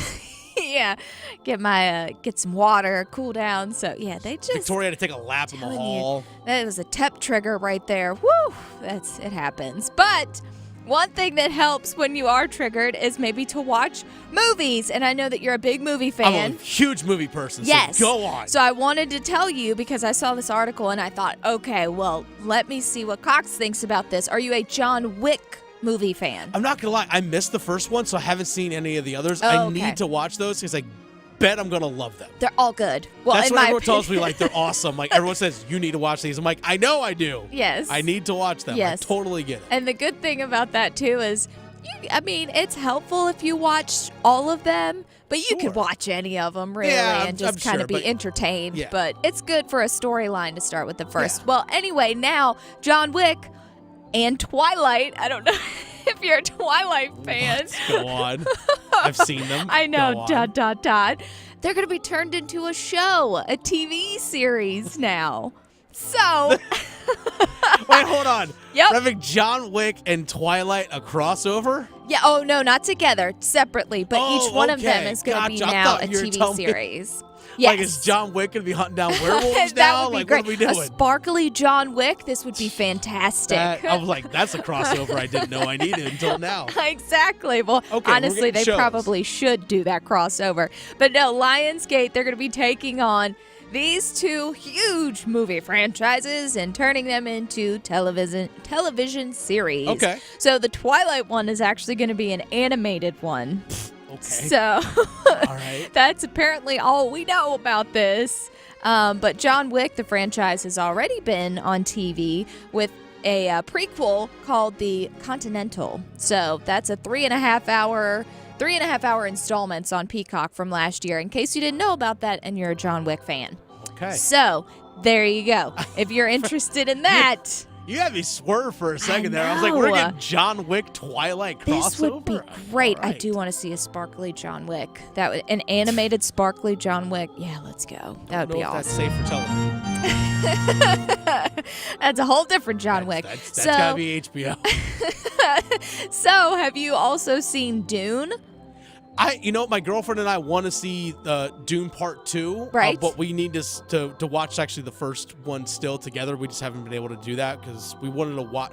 We're waiting to watch it until the second installment actually came out in theater, just so it, pretty fresh. Yeah. So we haven't gotten around to watching it yet, but I definitely absolutely want to see it, and I guarantee it's a movie that I'll be like, yes. Yeah, same. I have not seen it at all, but that's not what's been going viral here lately. Speaking of HBO, I cannot talk about what they think this Dune popcorn bucket looks like, but it is viral. Because it looks like something else to someone else. I don't know. Please go into great detail about what this popcorn yeah, bucket I wish looks that like, I Victoria. could. But it has to do with You just humans. talked about sparkly John Wick. Yeah. Well, that's a John Wick. But this popcorn bucket is selling on eBay. Someone's trying to sell this popcorn bucket for $800 on the eBays. However, this thing only cost $24.99 at AMC theaters back in the day. But people are reselling it because it's a little risque and it's funny. And so, yeah, I don't know if this person's going to get $800 for it, but they're trying. So if you feel so inclined to look up what this thing looks like, go ahead, but don't do it like on a work computer, probably. Yeah, probably not. Use your 5G coverage on that one. Don't use the Wi-Fi. Please do that. And then last but not least, I don't know, I would love to know how old this person is who, quote, came up with this date night idea. Okay. Because they cannot be 30 or over. I would not think at all. So a guy on Twitter claims that he came up with the perfect date idea. And basically what it is he calls it a, quote, bottle night. And that is where him and his girlfriend, this all came up because they live in Buffalo and the blizzard had come. And so they were, locked in and whatnot. So his brilliant idea called bottle night is basically just each of them have a bottle of wine and they sit and talk. And they don't use their phones. They don't use a TV. They don't. And I'm like, you do know that this is normal, this has right? been done for decades. I'm like, this isn't an original idea, but good try, I guess. So that's why I'm convinced that this person has to be like all of 23 or something to think like, oh, this is an original idea. Let's just not put our faces in screens. And like talk to each other in person. This is fabulous. Why haven't people been doing this? Why didn't I think of that? I know. My girlfriend and I have been nearly a year and a half together. I know, and never thought to do that. Gosh, I can't wait to make our relationship so much stronger. Hey, babe, you have and a bottle night. Well, you know what you could do on date night or bottle night? Play some bets. Play some bets. Let's go. Let's play some bets. I bet you slice into the woods $100. Gambling is illegal at Bushwood, sir, and I never slide. Okay, you can owe me. I owe you one. All right, Victoria, I'll let you start things off. What you got? All right. So, tonight, Montreal Canadiens going to be in PNC Arena taking on our Carolina Hurricanes because it's hockey night in Carolina. So give me an anytime goal score to be Seth Jarvis. I love a Jarvis score. Plus 220. Okay, you got Jarvis. I actually have Sebastian Aho.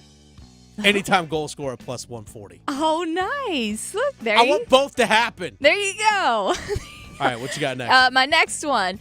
the Philadelphia Flyers are going to be in Florida taking on the hot Panthers right now. And you know what? This is the first time that I'm saying his name with this team, Vladimir Tarasenko. Adam's not here to hear it. Give me him as an anytime goal scorer to come in hot with the Panthers plus 270. That guy. Really? That guy. I know. Guy. I have to because I feel like it's going to happen. Okay. Because I'm a degenerate. I'm going college lacrosse because that's what I do. Actually, a big one, not a conference matchup. Cornell, Penn State. Give me Cornell to win this one, minus 105 on the money line. Oh, nice. Well, and I guess keeping up with the theme of seventh inning, this is so wrong. Peter Yan versus Song Yadong. I think that Peter Yan, poor Peter, I think he's going to win this one by the points, actually. Okay. I see it going the distance with these two, even though they're heavy-handers, plus 145. Okay. I like that. That's the heck of a. By the way, UFC 299 card. Oh, it's stacked. Absolutely. It's going to be a banger. Absolutely stacked. I'm actually going to go to UFC 299 as well. Give me Sean O'Malley to win by TKO or knockout or DQ at plus 240. Sean O'Malley wins this one by TKO, knockout, or DQ plus 240. Okay. That's my Well, goal he does like to one. win by knockouts a lot. He does. I mean, the That's dude his finishes thing. fights. The guy really does finish fights. I don't see it going the distance. I really don't. Yeah. UFC 299 is going to be a banger. Absolutely awesome pay-per-view if you ever want to get into it. Coming up, the Wall of Sound. What did Dave Canales have to say about his young quarterback, Bryce Young? We'll find out coming up. Raleigh to Boone, Charlotte to Chapel Hill. Your Carolina is covered. Adam Gold on the North Carolina Sports Network.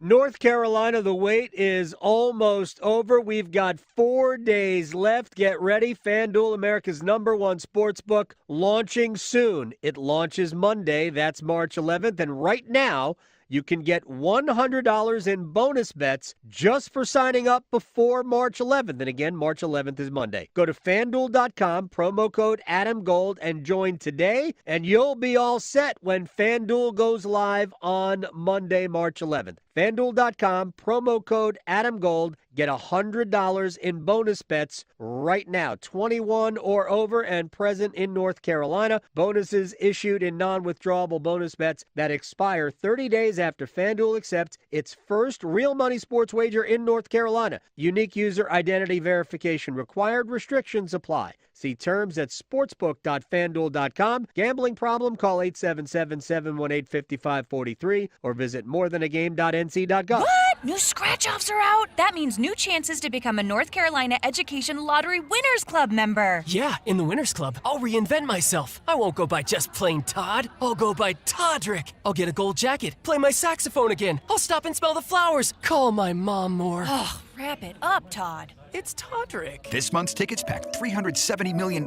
in total prizes. The Winners Club awaits. Must be 18 to play. Approximate overall odds of winning range from 1 in 2.93 to 4.24. Problem gambling helpline 877-718-5543. Did you know one of the best investments you can make? It's in yourself. At My Computer Career, in just a few months, you could start your new career in the high-demand, recession-resistant field of information technology. Isn't it time you invest in you and start a career in networking, cybersecurity, AI, or upskill to boost your current IT career? So, get the ROI you deserve at My Computer Career. No experience necessary. Start now at mycomputercareer.edu. Financial aid is available for qualified students, including the GI Bill. Martinsville is truly one of a kind. The speed, the shape, the history, heck, even the hot dogs. It's one event too amazing to miss. NASCAR weekend at Martinsville Speedway, April 5th through the 7th. Get your tickets now at martinsvillespeedway.com. Imagine waking up this time next week and being 100% debt-free. No credit cards, no car loan, no personal loan. Hey, it's Dennis Cox. Loan Pronto's Equity Express line of credit can make it happen. Homeowners are turning their home equity into cash almost instantly. With Loan Pronto's AI-based system, you can get approval in about 10 minutes. With almost no documentation, no appraisal, and no hassle, you can get hundreds of thousands of dollars out of your home. Use that money to pay off all your other loans. The average homeowner saves over $850 a month doing this. Listen, Your home value is way up. You can use that to wipe out all those credit cards, get some money for a home improvement. Literally hundreds of thousands are at your fingertips, and approval is just minutes away. Call 919-381-1760, 919-381-1760, loanpronto.com, 919-381-1760, NMLS 1661781, subject to lender approval, equal housing lender. For the ones who work hard to ensure their crew can always go the extra mile, and the ones who get in early so everyone can go home on time, there's Grainger, offering professional-grade supplies backed by product experts so you can quickly and easily find what you need. Plus, you can count on access to a committed team ready to go the extra mile for you. Call, click Grainger.com, or just stop by. Grainger, for the ones who get it done. This hour on the Triangle Sports Leader is brought to you by the Ritchie Law Firm Injury Lawyers. You can feel the madness! Go to GotBryan.com. That's GotBryan.com. WCMC HD1 Holly Springs. Take us with you on radio, web, app, Alexa, and YouTube. 99.9 The Fan, the Triangle Sports Leader. Selling a university experience like you watch on TV includes being a part of a sport. There are parents who want their children to play college athletics, even if they've got no chance at going pro, just to justify all those years of travel ball that they put in. Like, I see a future where there are some sports at some schools that are broken out and they are treated entirely differently. But this is not going to wreck all of college athletics, because universities have their own troubles and athletics actually helps more than it hurts.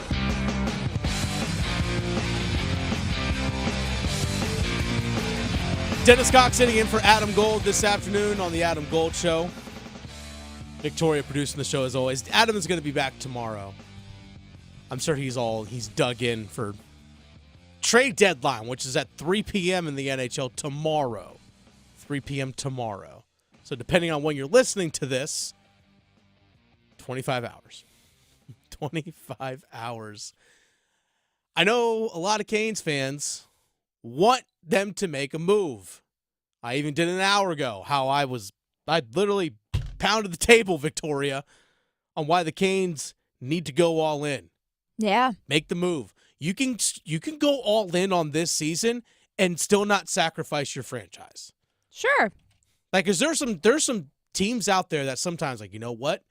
Like, literally, we're sending every asset and everything that we can to acquire to go after a championship right now.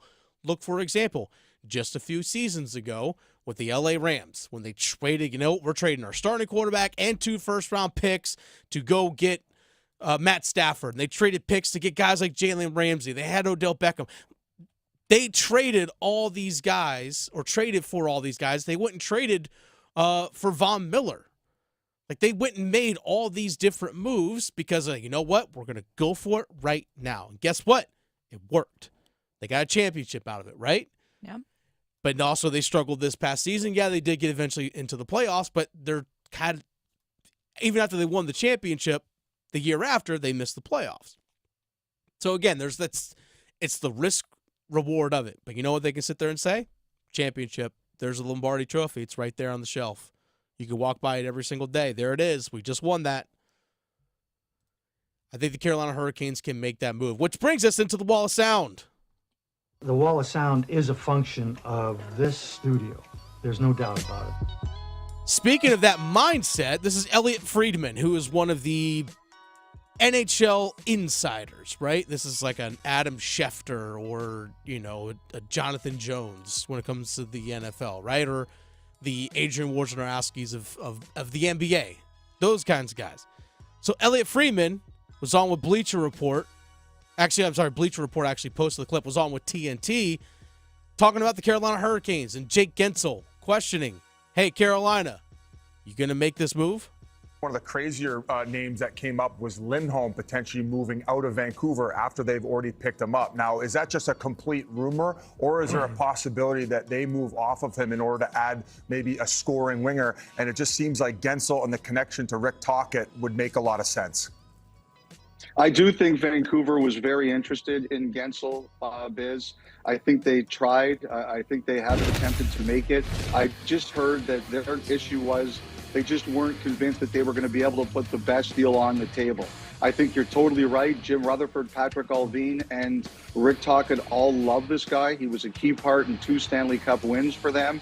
I just think at the end of the day, there's this thing about Carolina. They don't believe in paying the most for rentals. But sooner or later, I think you have to do it to score and win the Stanley Cup. Last year, they lost the Eastern Conference Final because they just simply couldn't score against Florida. At some point in time, you have to take the chance. I think Carolina's got a really good team. And I believe if they do want to put some of their good prospects in there, those are the kinds of players that Pittsburgh wants. So I do think Vancouver was absolutely interested. I'm just not convinced that they are going to be able to be the top of the list for Gensel. I think, like I said, I think Carolina, I think Colorado tried. I think the Rangers have been around it. And I just don't know if it's going to be tonight or tomorrow morning or there's anyone else I'm missing. I'm always assuming, Biz, there's someone I'm missing. He said the same thing that I said just an hour ago. You have to be willing to go make that move. But again, the scoring just wasn't there in the Eastern Conference Finals. Now, I get it. You didn't have Andrei Svechnikov. But other guys didn't step up when they needed to last year. Like Martin Necas didn't see the goal scoring and production in the playoffs last year. Teuvo Teravainen didn't see that last year either. I know Teuvo Teravainen was a little bit nicked up and was coming off an injury and such. But you have to be willing to go for it. Simple as that. Be willing to go for it. When you have that window, this might be as wide as this window is, because after this season, there's no guarantee that you can bring back Brett Pesce and Brady Shea and Teuvo Teravainen and all these other guys. The roster that you have currently constructed, there's no way you can bring them all back next year. Now's your chance. Now is your chance. Go make it happen. Speaking of things that are also going to be taking place and going to be happening this upcoming weekend, let's go to Duke, Carolina. John Shire earlier today at his press conference talked about Jeremy Roach, his captain, his senior, during today's press conference as they get ready for UNC to come in. Yeah, I'm just, I can't tell you how proud I am of him. He's, I said this the other day, but I'll double down on it. I don't know if there's a guy in our program's history from the timing that he's been here and what he's seen that's as important with the impact that he's made. You think about the transition with Coach K and myself, but then you think about, you go first 2 years, the spectrum, you miss a tournament and there's the pandemic with nobody in here, but then you go to a Final Four the next year. You won an ACC championship as a junior. He's played with a lot of different players, a lot of great players, but seeing him grow. And from the first time I ever watched him play, he had, obviously Jeremy can really score. The first time I ever watched him play was with Coach K when the back gym at Peach Jam, and he hardly scored. Like literally, he hardly scored. He didn't make any shots. Probably had one of his worst games in his mind, but Coach K and I loved him because we saw his competitiveness. He picked up and defended full court. His team won. He had other really good players around him that he made better. You could tell, you knew from his reputation, you knew he could shoot, you knew he could score. And from that moment, just obviously built a relationship through the recruiting process towards ACL. And Coach K, our staff, we just said, we're not going anywhere. Like, we're here. And, he's been a great person for Duke, just the timing of it all, and really proud of the 4 years that he's had. Jeremy Roach has been the steady force for Duke basketball. Has been the steady force for them because, keep in mind, Duke basketball, Ryan Young's a graduate transfer in. He's in his second season with Duke. But outside of Ryan Young, we're talking like the core guys of that team. You got a bunch of sophomores and freshmen. Like Kyle Filipowski, Mark Mitchell, Tyrese Proctor, those guys are just sophomores. Caleb Foster, Jaron McCain, TJ Power, Sean Stewart, those are freshmen.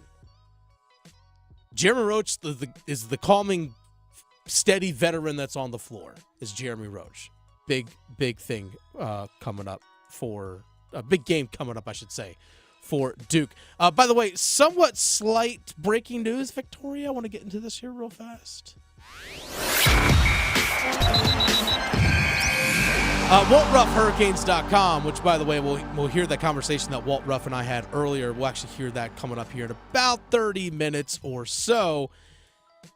He just tweeted this out 4 minutes ago. In an effort to maximize flexibility ahead of tomorrow's 3 p.m. Eastern trade deadline, the Canes have placed Tony DeAngelo, Brendan Lemieux, and Antti Raanta on waivers. Now, here's the thing. If those guys clear waivers, they can be assigned to an AHL team. Now, the Carolina Hurricanes do not have an AHL affiliate right now, but they can find an AHL team that will take any of these guys. Usually, for example, we saw Antti Raanta when he went down to the minors earlier this season, went down to Chicago. They could also use a multitude of different teams that they want to. Like, hey, you know what? We've actually had some injuries over here on defense. Can you send us DeAngelo? You can work that agreement with a minor league franchise. But clearing those 3 guys off your roster, if those guys do clear waivers. Now, for example, if there's a team out there that wants to claim Tony DeAngelo, well, guess what? They can claim Tony DeAngelo, and they take the $1.6 million that is his salary cap hit, and they add that to their books. So that is something that you keep in mind. If a team wants to add a gritty guy like Brendan Lemieux, they can do that as well. It's like about $800,000 is what he makes. And then if a team wants to add a goaltender at the deadline or before the deadline, not have to worry about giving a trade, all right, we get a veteran guy, they can claim Antti Raanta. But those 3 guys, if those guys do come off the books, we're looking at Antti Raanta makes about $1.5 million. Brendan Lemieux making $800,000, and Tony DeAngelo just under $1.7 million. So rough math in my head, Victoria, I'm looking here at about close to $4 million. Yeah.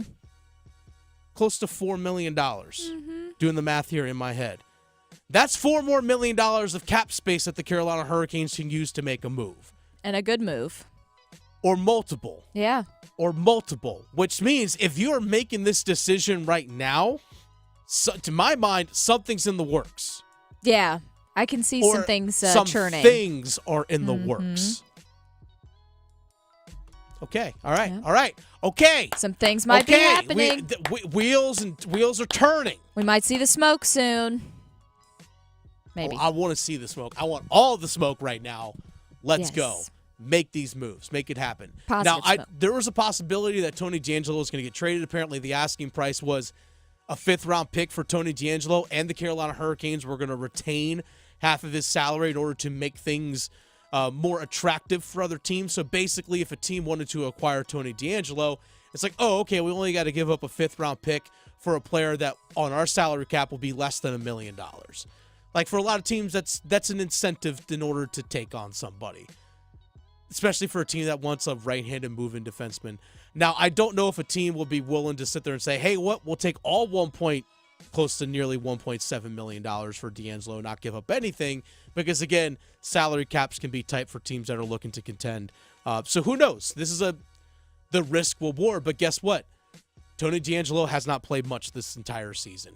Same thing with Brendan Lemieux. These guys are, lack of a better term, expendable. Same with Antti Raanta. The fact that Antti Raanta is now going on waivers tells me Freddie Anderson obviously is right around the corner. Pyotr Kochetkov is obviously your dude, and Spencer Martin's been playing well. He has. And by the way, Spencer Martin is about half the price right now of what Antti Raanta is. Much cheaper, yes. So yeah, half the price. Now again, $1.5 million to $762,000. Every little dollar counts when it comes to making these moves at the trade deadline. And I love Raanta, but I would love for the Canes to get a cup. So now, that's the problem. Here's the thing. If Raanta clears waivers like he did the first time this season, you could always bring him back up. Sure. Same with Lemieux, same with DeAngelo. You could always bring these guys back up. But this is something we're actually seeing a lot of teams do, is putting guys on waivers to clear up cap space. That's just kind of the thing that happens. That's the Wall of Sound. Dennis Cox sitting in for Adam Gold. Victoria producing us as always. We'll get more into the Carolina Hurricanes in a little bit. Again, if you just missed it, Carolina Hurricanes, in order to maximize flexibility ahead of tomorrow's 3 p.m. trade deadline, the Canes have placed Tony D'Angelo, Brendan Lemieux, and Auntie Ranta on waivers. That's according to Walt Ruff of Hurricanes.com. We'll hear a conversation with Walt Ruff coming up here in just a little bit. But Dave Canales, the head coach of the Carolina Panthers, had some things to say about Bryce Young, the young quarterback. Is he right? We'll find out here in 4 minutes. Going beyond the box scores. Adam Gold on the North Carolina Sports Network. Listen every afternoon for The Drive with Tim Donnelly. Dan Morgan and Dave Canales recently took over as GM and head coach of the Panthers. Right now, they're enacting everything from their interview. What should you do with Brian Burns? How do you feel about Hayden Hurst? You get asked that in the interview, and now you have to enact it. Franchise tag Brian Burns, cut Hayden Hurst. They better be right. The Drive with Tim Donnelly, the Triangle's #1 choice for sports every afternoon. It's finally our time to shine, North Carolina. Hey, it's Victoria here for BetMGM, and I know we're excited for March 11th to get here for Mobilized Gambling, but you can sign up right now with a special early registration offer. Open a BetMGM account today using bonus code VICTORIA, and you'll receive $200 in bonus bets once the app goes live. And this is different from others because there's no deposit required. So there's this huge college basketball game this weekend, and maybe you have a gut feeling that a certain player is going to score over a certain amount of points, or a specific team is going to completely blow the other team out of the water. Well, we're not able to make those bets yet, but it's going to be here in less than a week, and this is the perfect time to get acquainted with BetMGM and be ready for March 11th. Don't forget to use bonus code VICTORIA, like the Spice Girl or the Queen, for those 200 bonus bets. That's bonus code VICTORIA. See BetMGM.com for terms. 21 plus only. North Carolina only. Gambling problem? Call 877-718-5543 or visit morethanagame.nc.gov. Get ready, because Scott's is taking over daylight saving time. It's such a big event that we're calling it day-long saving time. And now it's got real savings. In fact, it's the biggest deals of the year. Audacious? Absolutely. So don't wait. Stock up early and you'll be able to save up to $20 on Scott's Triple Action and Easy Seed products today at the Home Depot, Lowe's, or Ace Hardware. Offers available March 7th through 20th at select U.S. stores while supplies last. Selection varies by location. See store for exact offers. It's bow time. Finally, lunchtime. I'm starving. What's that? This is the Bojangler from Bojangles. With the same bold flavor as their chicken? The same. And fries. The same. Huh. Well, I've got a PB&J. Yeah, that's not the same. A crispy fish fillet dusted in Bo's famous seasoning. With cheese and tartar sauce on a fluffy bun, the Bojangler's back. Hook one while you can. It's bow time. There's no time like Bojangler time. Time to stop whatever you're doing and head over to Bojangles to try the Bojangler Fish Fillet Sandwich. You heard right, the Bojangler Fish Fillet Sandwich. A perfectly seasoned, light, flaky, wild-caught Alaskan pollock fish fillet sandwich. For limited time at participating Bojangles. Make it a combo and add Bojangles seasoned fries and legendary iced tea. Hungry for Bojangles but in the mood for something different? Then it's Bojangler time. Imagine pulling up to PNC Arena on your very own Hurricanes Harley-Davidson motorcycle. That dream can become a reality. The Law Tigers, Tobacco Road Harley-Davidson, Shiny Side Paint, and your Carolina Hurricanes are teaming up to give the Ultimate Caniac a custom Hurricanes 2023 Harley-Davidson Softail. The bike will be given away live on the ice at the game on April 5th, and you might just win it. Go to caniacsbike.com. That's caniacsbike.com for your chance to win this custom-painted beauty of a bike. Do it now. Enter today. Tired of hearing scary radio ads about the IRS? Tax Relief Advocates is different. TRA is here to tell you that if you owe money to the IRS, whether it's $5,000 or $500,000, we have a solution. TRA can eliminate or reduce what you owe to the IRS with zero risk to you. If we can't reduce your tax debt, then you pay nothing. We have a 5-star rating on Google and Yelp and an A+ with a BBB. End your tax nightmare today by visiting TRA.com or call 800-583-6681. That's 800-583-6681. This is Adam Gold. Is a hot dog a sandwich, Mike? Is a pizza a sandwich then? It's bread with toppings and stuff? When you fold it, yeah. And it's a calzone. And a calzone's a sandwich, too. Oh, goodness. They're all under the sandwich umbrella. So is that a yes or a no? That is a debate I will never embrace. Oh, my gosh. Oh, my God. The Adam Gold Show.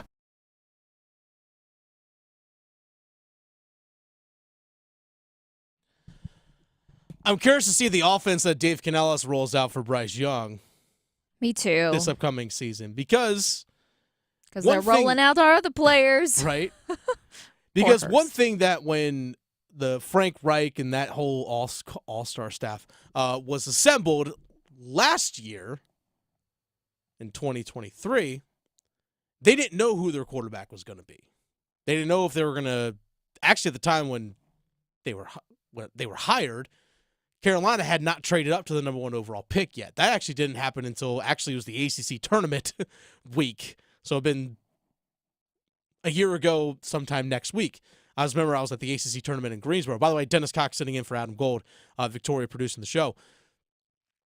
I remember I was at the ACC tournament when the news broke that, oh, yeah, the Panthers have traded a first, a second, another first, and another second, and DJ Moore to get the number 1 overall pick from Chicago. It's like, whoa, wait a second. Okay. So when Frank Reich and that staff got hired, they didn't know who their quarterback was going to be. When they made that trade, they didn't fully know who that quarterback was going to be. Dave Canales steps into the situation of knowing who your quarterback is. Now, the other roster personnel decisions, Chuba Hubbard, according to Dan Morgan, is the number 1 guy right now.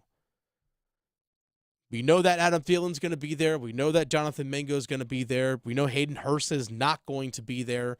Still don't know if Ian Thomas is going to get released. But at least Dave Canales knows going in, all right, this is who my quarterback is going to be. What can I do to mold an offense around him and pull the best out of Bryce Young? He knows that the moment he even interviewed for the job. Here's Dave Canales talking about Bryce Young, saying that, you know what, there's an aspect of Bryce Young that he really likes, being cold-blooded. He's got a lot of experience, a lot of big stage wins, the Heisman, a lot of pressure, things that he's had to deal with. I'm going to lean on that experience. I'm going to lean on his poise. One of the first things I mentioned about Bryce is when you watch him play in college football and you saw him in those big games on TV, whether it was early in the season or whether it was later in the season against really good opponents, if you look behind the face mask, the eyes are the same. His countenance is the same. And he's just cold-blooded. And so those things were what really, encouraged me to say this is going to be the top guy coming out because he's the guy. He is him. Is that what people say nowadays? He is him. Yeah. So, sure. You just called Bryce Young cold-blooded. I like that. Yeah. Oh, that's how I feel hearing about that. And so now it's about just giving him tools, giving him the green light to use those tools in an appropriate fashion and playing a brand of offensive football that we're proud of. Okay, give him the tools. Now, the mentality of being cold-blooded, I don't hate it for my quarterback. No. Really, from any of my players, I don't hate it. You're going into war when you're, playing football. I mean, that's how you should look at it.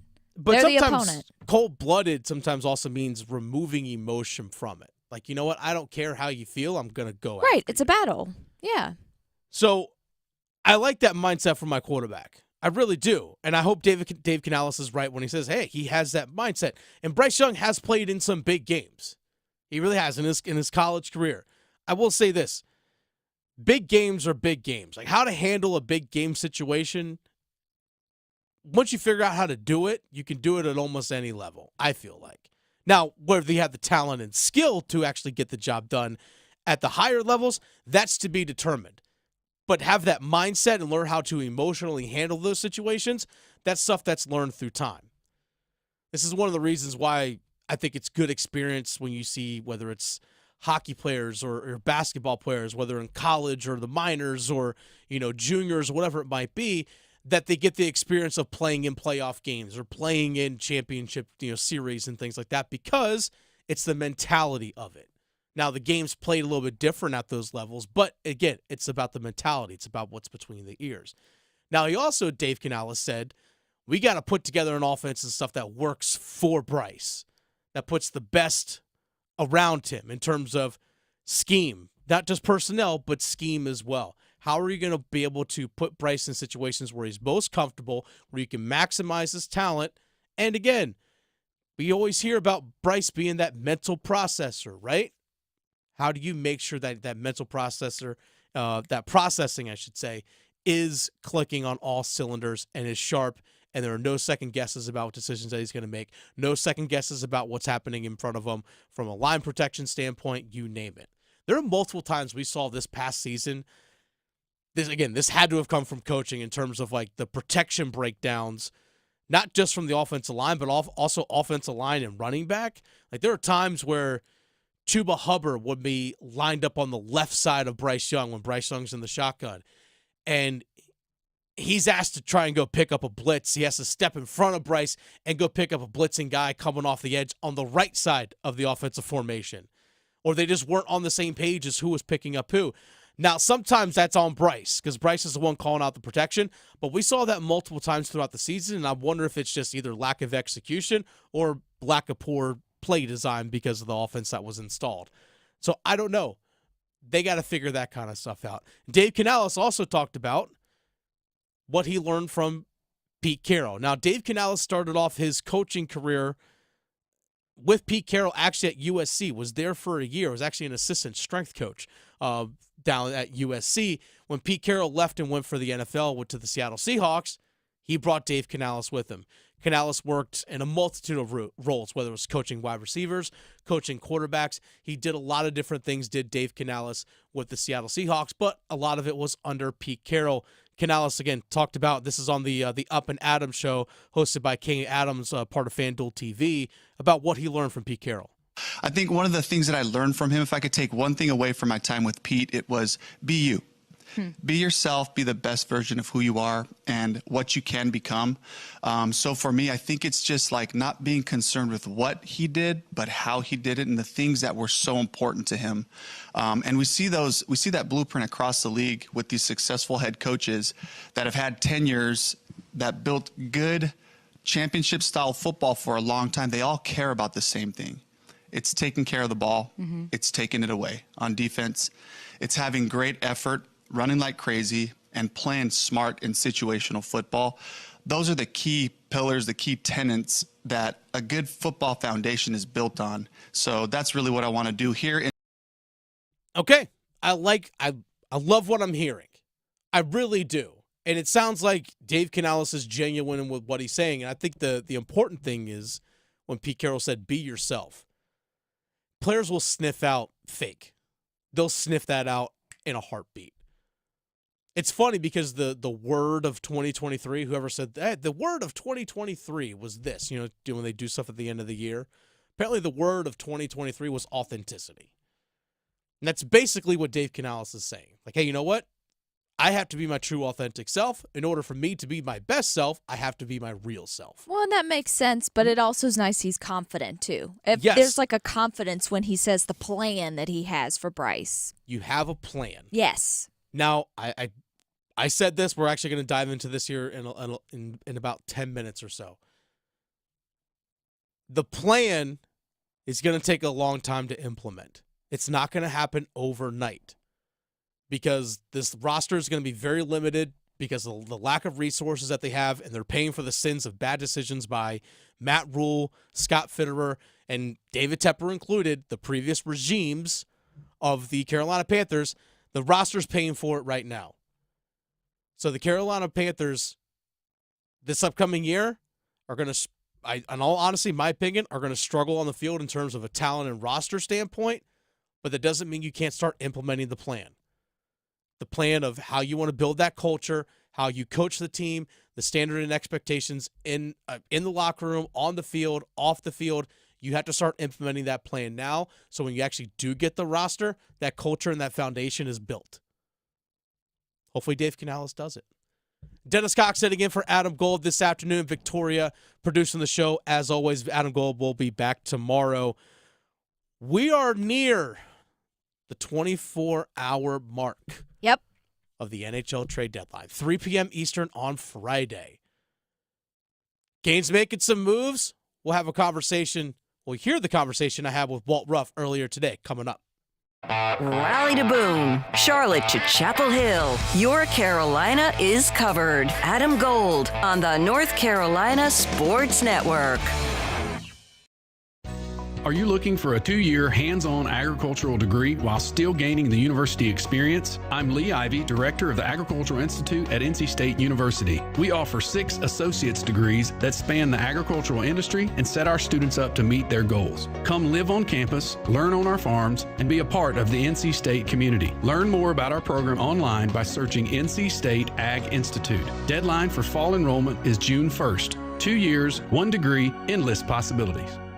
Get ready, North Carolina. FanDuel, America's #1 sportsbook, is launching soon, March 11th, and just in time for all of the best college basketball tournaments of the season. And right now, you can get $100 in bonus bets just for signing up before March 11th. And right now, it's still before March 11th. Go to FanDuel.com, promo code AGS. FanDuel.com, promo code AGS. Sign up now. Lock in $100 in bonus bets right now. You must be 21 or older and present in North Carolina. Bonuses are issued in non-withdrawable bonus bets that expire 30 days after FanDuel accepts its first real money sports wager in North Carolina. Unique user identity verification required. Restrictions apply. See terms at sportsbook.fanduel.com. Gambling problem? Call 877-718-5543 or visit morethanagame.nc.gov. Hi, Darcy the Cow here for Black Cow, the mature manure. It's time to start getting your flower and vegetable gardens off to a great start with Black Cow. Prepare new plant beds with a 1.5-inch layer of Black Cow in the area and then mix it in with the soil 6 inches deep. Black Cow is organic. Pick up the bright yellow bag and get growing. Black Cow, the mature manure, Black Cow. Think it's too pricey to pursue your interest and earn a degree? Well, if you're a North Carolinian from a household making $80,000 or less, think again. The next NC Scholarship could cover more than half, if not all, of your tuition and fees at any NC community college or public university. This is money that doesn't have to be repaid. The next NC Scholarship helps you know what you're getting because it combines federal and state-funded financial aid to form a new, simplified award. We're talking at least $3,000 for community college or $5,000 for a public university, making the cost of education more manageable. The next NC Scholarship also helps you know where you're going because you could see how much you could get to pay for the schools you're interested in. So picking the right path for you and your future is now easier than ever. Applying is as simple as filling out the FAFSA. Dig into the details at nextncscholarship.org. The next NC Scholarship. Know what you're getting, know where you're going. From the mountains to the coast, there is tremendous pride in North Carolina agriculture. NC Forever Farms is a program recognizing family farms that are protecting precious working lands vital to the future of agriculture. Through permanent agricultural conservation easements, these NC Forever Farms will always be protected from development. Learn more about preserving family farms through the Farmland Preservation Division of the North Carolina Department of Agriculture and Consumer Services by visiting ncadfp.org. ACT Construction Equipment is proud to be your certified local Takeuchi dealer in Charlotte, Winston-Salem, Asheville, Wilmington, and Myrtle Beach. Takeuchi has long been a world leader in the compact construction industry. Let ACT Construction Equipment help you find the right machine for the job. Our full line of excavators, track loaders, and attachments are designed for low maintenance and high productivity. Stop in today for a demo or visit us online at actce.com. ACT Construction Equipment, your authorized Takeuchi dealer. This is Adam Gold. Dan on Twitter, who you got? Robert Plant or Elvis Presley? That is actually very difficult because I don't want to disrespect Elvis Presley. I think it's Elvis. It's very, very close. And that is an incredible question. The Adam Gold Show. We turn things over, bring in my favorite Hurricanes.com reporter, my man Walt Ruff. Give him a follow online at Walt Ruff. All right, Walt, let's get right into it. Are we going to break the news now that Jake Gensel's coming to the Carolina Hurricanes? Are we doing that now, or is it Pavel Buchnevich? Who's coming? Who's coming, Walt? Tell me.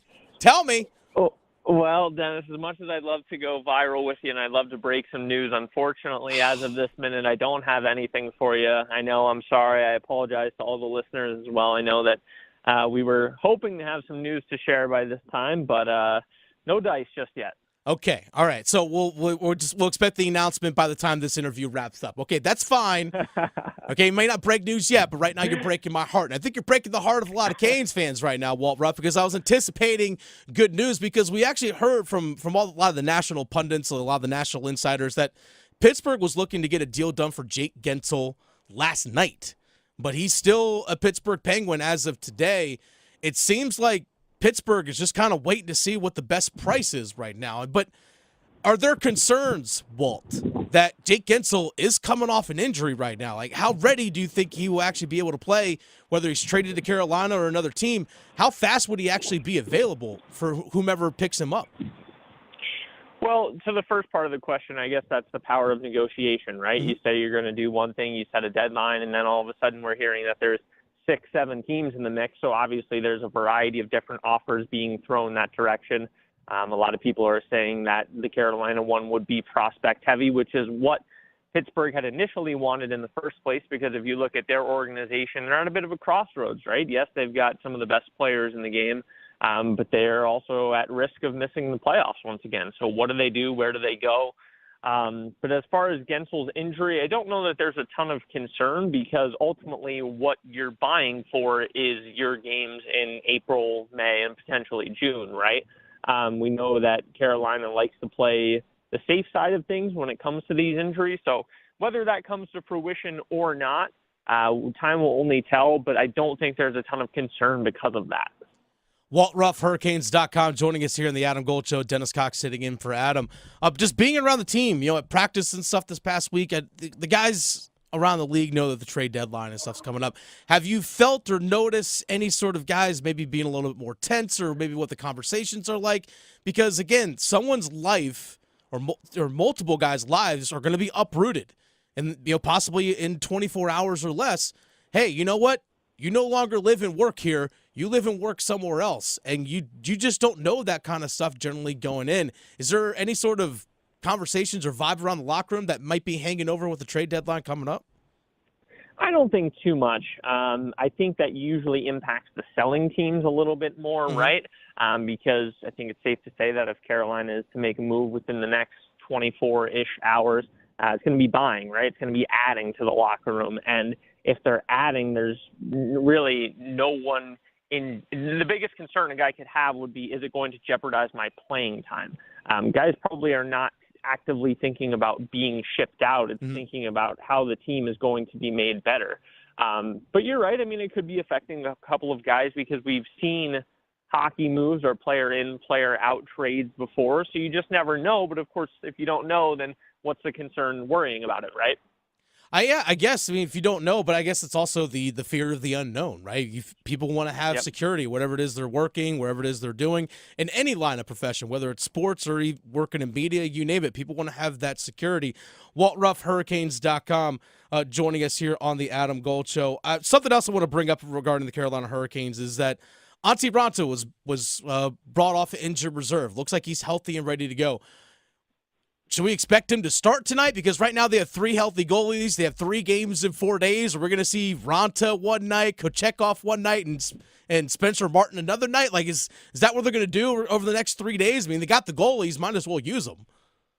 Yeah, it's a really fascinating situation, Dennis, because 3, maybe 4, right? We're still not sure what Frederik Andersen's status is, or I guess we do know, but it's been, waiting on him to give the thumbs up. He's just around the corner for about a week now. So where does he factor in? Because when he's healthy, you want him playing, right? The only real thing of certainty I could possibly say is that it feels safe to think that the Canes would use 3 different goaltenders over the next 4 days, because we've seen injuries rear their ugly head, and you want to keep guys for as healthy as long as you can. But of course, like we were just talking about in the previous question, there is that fear of the unknown. Is, a move going to be made involving one of the 4 goaltenders within the next 24-ish hours? And again, only time will tell with that. But credit to Pyotr Kochetkov and Spencer Martin. They've both been excellent lately. I don't envy the situation they're in, where Kochetkov, who of course is the future, he's the future number 1.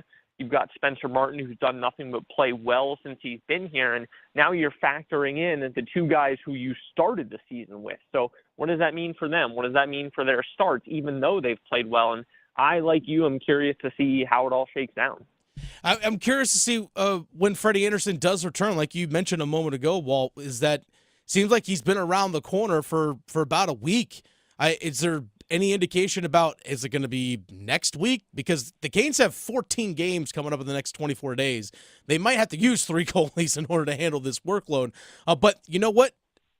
Is there any sort of indication when he's actually going to be ready to go? He's practicing a bunch. Yeah, well, I do think we're right there. So that leads us to believe, with the amount that he's practiced, he's traveled with the team, he's taken part in morning skates for probably about 3 weeks now. So I know that Don Waddell made an initial comment when he was first cleared to resume on-ice activities that we were probably looking at a couple weeks to a month before he would be back in game readiness, game shape. And credit to goaltending coach Paul Schoenfelder, who's been out there doing a bevy of different drills and trying to ensure that Freddie Anderson's good to go. So common logic thinks that it's close, like really close, but at the same time, we know that they've played this situation safe for a very long time, and ultimately that's the guy who you want ready, healthy, and available for April and May. Yes, of course, they want him in a couple regular season games before playoff time. I wish I knew what to tell you, Dennis. Yeah. I think it could be as soon as tonight, and it wouldn't surprise me if it were still 2-3 weeks away. That's wild to think about, but also you get to look at the roster management standpoint. Final question here for Walt Ruff, Hurricanes.com. If Anderson is activated, you have 4 goalies. There's only so many roster spots. You're only allowed to have 23 guys on your roster, which means someone's going to have to get moved. Either they get put on waivers, or if they get traded, by noon tomorrow or by 3 o'clock tomorrow. Time's going to tell regarding that. Yeah, absolutely, and it's really interesting to think about when you think about each situation, right? Antti Ranta obviously had his struggles earlier this season, but he's been okay since he came back before he got hurt. I believe he was 6-2-1, save percentage just above 900 in his games since returning from the American Hockey League. You want Kochetkov to stay in a rhythm because, again, he is the guy who you're going to be counting on for the years to come.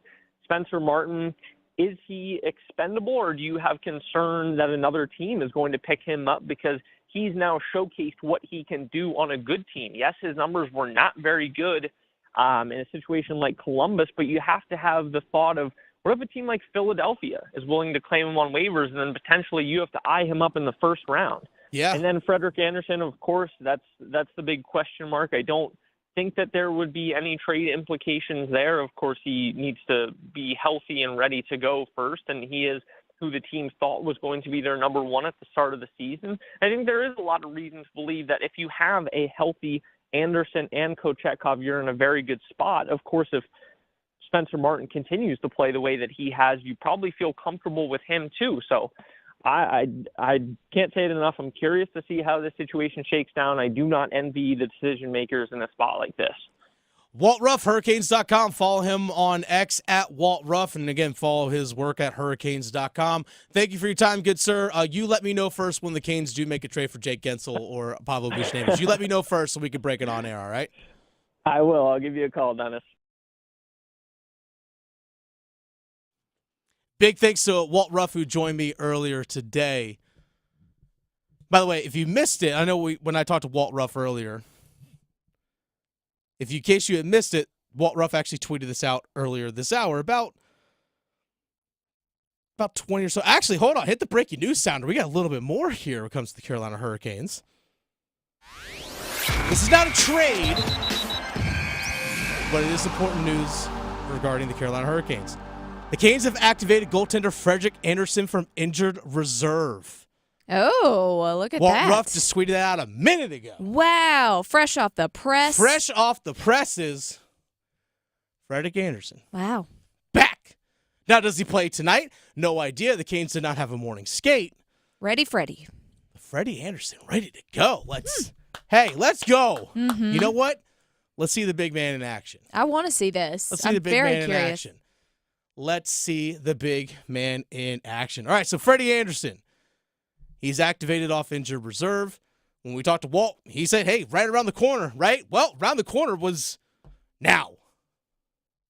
He's around the corner now. Or I'm sorry, he's gotten around the corner. He's in. Now, does he start tonight? We'll find out. He might be backing up, but my guess if you're going to activate him, he's going to play? Hunch. I don't know. But nonetheless, Carolina Hurricanes have activated goalie Frederik Andersen from injured reserve.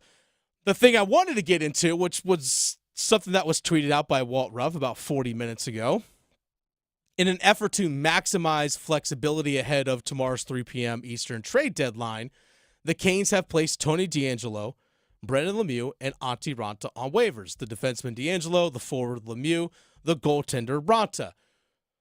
Now, when we mentioned that earlier this hour, that Antti Raanta was being placed on waivers, again, part of it had to be, right, Frederik Andersen has to be around the corner, right? Like, has to be ready to be activated at some point. Nonetheless, here we are.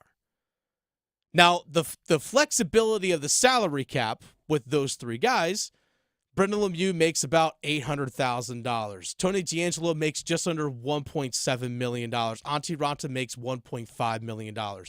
Those three guys added together, let's just say $3.9 million. I'm sorry, $4.9 million. So just under $5 million. So hopefully my math is correct over here. I see $4 million.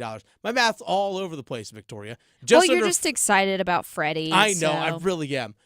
Doing math on the fly like that is hard. So again, Brendan Lemieux, $800,000. Tony DeAngelo, about $1.7 million. So that's $2.5 million, or just under that. And Antti Raanta makes 1.5 plus 2.5. 4. So you're saving about $4 million on your salary cap by placing all three of those guys on waivers.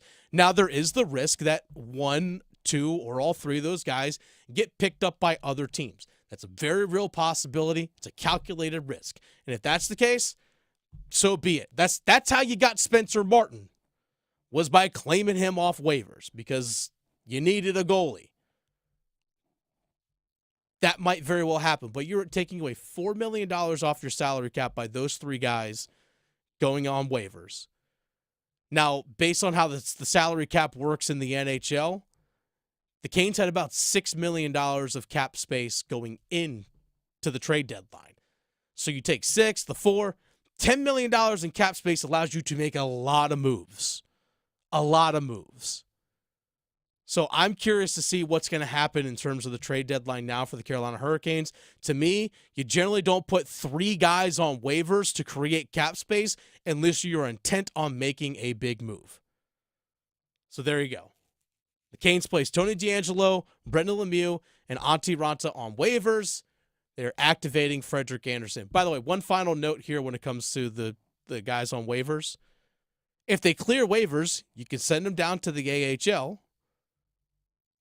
Canes don't have an American Hockey League affiliate right now, but there are teams in the AHL that will, hey, we'll let them play with us. That's fine.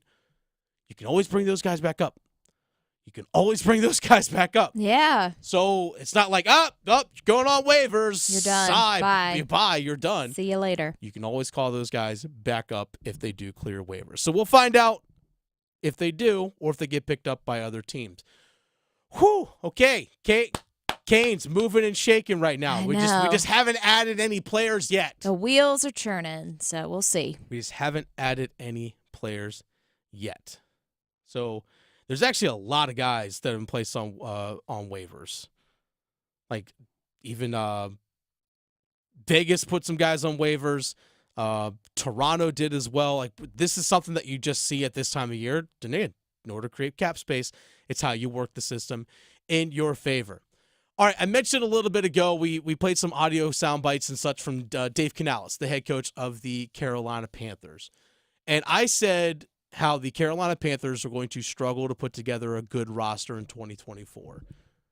And here's why. There's a full conversation about this on 99.9 The Fan's YouTube page. 99.9 The Fan is the flagship station of the Adam Gold Show. You can check out that full conversation right there. People are already leaving comments and stuff on the video, but I'll shorten and condense it right here. The Carolina Panthers are going to struggle to put together a competitive roster in 2024 because not only do you have to fill all the holes that you have on your roster based on you still need at least a couple interior starting offensive linemen, in my opinion. You need that. You're going to need to add an off-ball linebacker if you do not sign Frankie Louvu to an extension, if he doesn't agree to one with your team. You also need at least one starting corner because you're releasing Dante Jackson. So you need at least one starting corner. You know J.C. Horn can't stay healthy, so you might need a second one anyway. You also still need a number one wide receiver. You need another edge rusher opposite of Brian Burns. You still need help on the interior of your defensive line next to Derek Brown. That's a lot of holes to fill. You only have 6 draft picks coming up, none of which are in the first round. And you only have presently right now, going into with the Dante Jackson release that's going to be coming up in the new league year next week, as well as the Hayden Hurst cut, and after the franchise tag of Brian Burns, roughly $17 million in cap space. Now, I understand that the Carolina Panthers can restructure the contract of Taylor Moton, might be able to cut Ian Thomas. I'm sure a guy like Terrace Marshall Jr. is going to be released. Okay, those are guys coming off your roster. You're going to try and upgrade at those positions? Well, guess what? Money. It's going to cost you money. I forgot to mention tight end as a whole, as holes to fill. Still need a tight end too. So you guys still have to fill these roster spots, and you don't have a lot of draft capital to do it, and you don't have a lot of cap space to do it. This is what happens when you have a series and years of bad decisions and bad drafts. This is what happens. You have a roster that's not very young, that is overpaid, and you don't have a lot of space to work with. Brant Tillis, their salary cap guy who works in the front office, is going to have to do a lot of math or a lot of mathematical gymnastics in order to clear things up. This is something that Dave Canales, Dan Morgan, and David Tepper all have to figure this stuff out together. So nonetheless, it's going to be pretty difficult to fill all of those needs and upgrade your roster with those few resources. It's not going to be an overnight fix for this team. You only have 6 draft picks. And even going into the 2025 draft, you don't have a second-round pick in 2025 either. No first-round pick this year, no second-round pick next year because of all the draft picks and stuff you gave up to go draft Bryce Young. So you have some real tough decisions that you're going to have to make this offseason when it comes to the Carolina Panthers. If you want to fill a lot of those holes or start the process of filling a lot of those holes, one way to do that would be trading Brian Burns if you get enough assets in return. Now, draft picks are of no guarantee. I totally get that. But you have to give yourself as many shots as possible when it comes to the NFL draft. Even if they are 4th, 5th, 6th round guys, you have to take as many shots as you can into the NFL draft. They need it. They really do. Now, here's something to keep in mind. Earlier in the show, I mentioned about how teams going all in for championships when we're discussing the Carolina Hurricanes, and I brought up the LA Rams. Well, the LA Rams gave up a lot of their high draft picks, first, second round picks and stuff to get high-end talent, right? But one thing that they did do, they hit on a lot of those mid and late round picks. Like their 3rd, 4th, 5th round guys, 6th round guys. They hit on some of those dudes. Puka Nacua, the offensive rookie, or second in the running to CJ Stroud for offensive rookie of the year, was a 5th round pick. Like they were able to hit on those guys. Carolina Panthers in recent history have not shown any sort of success when it comes to hitting on any of those players. Just go to their 2022 draft.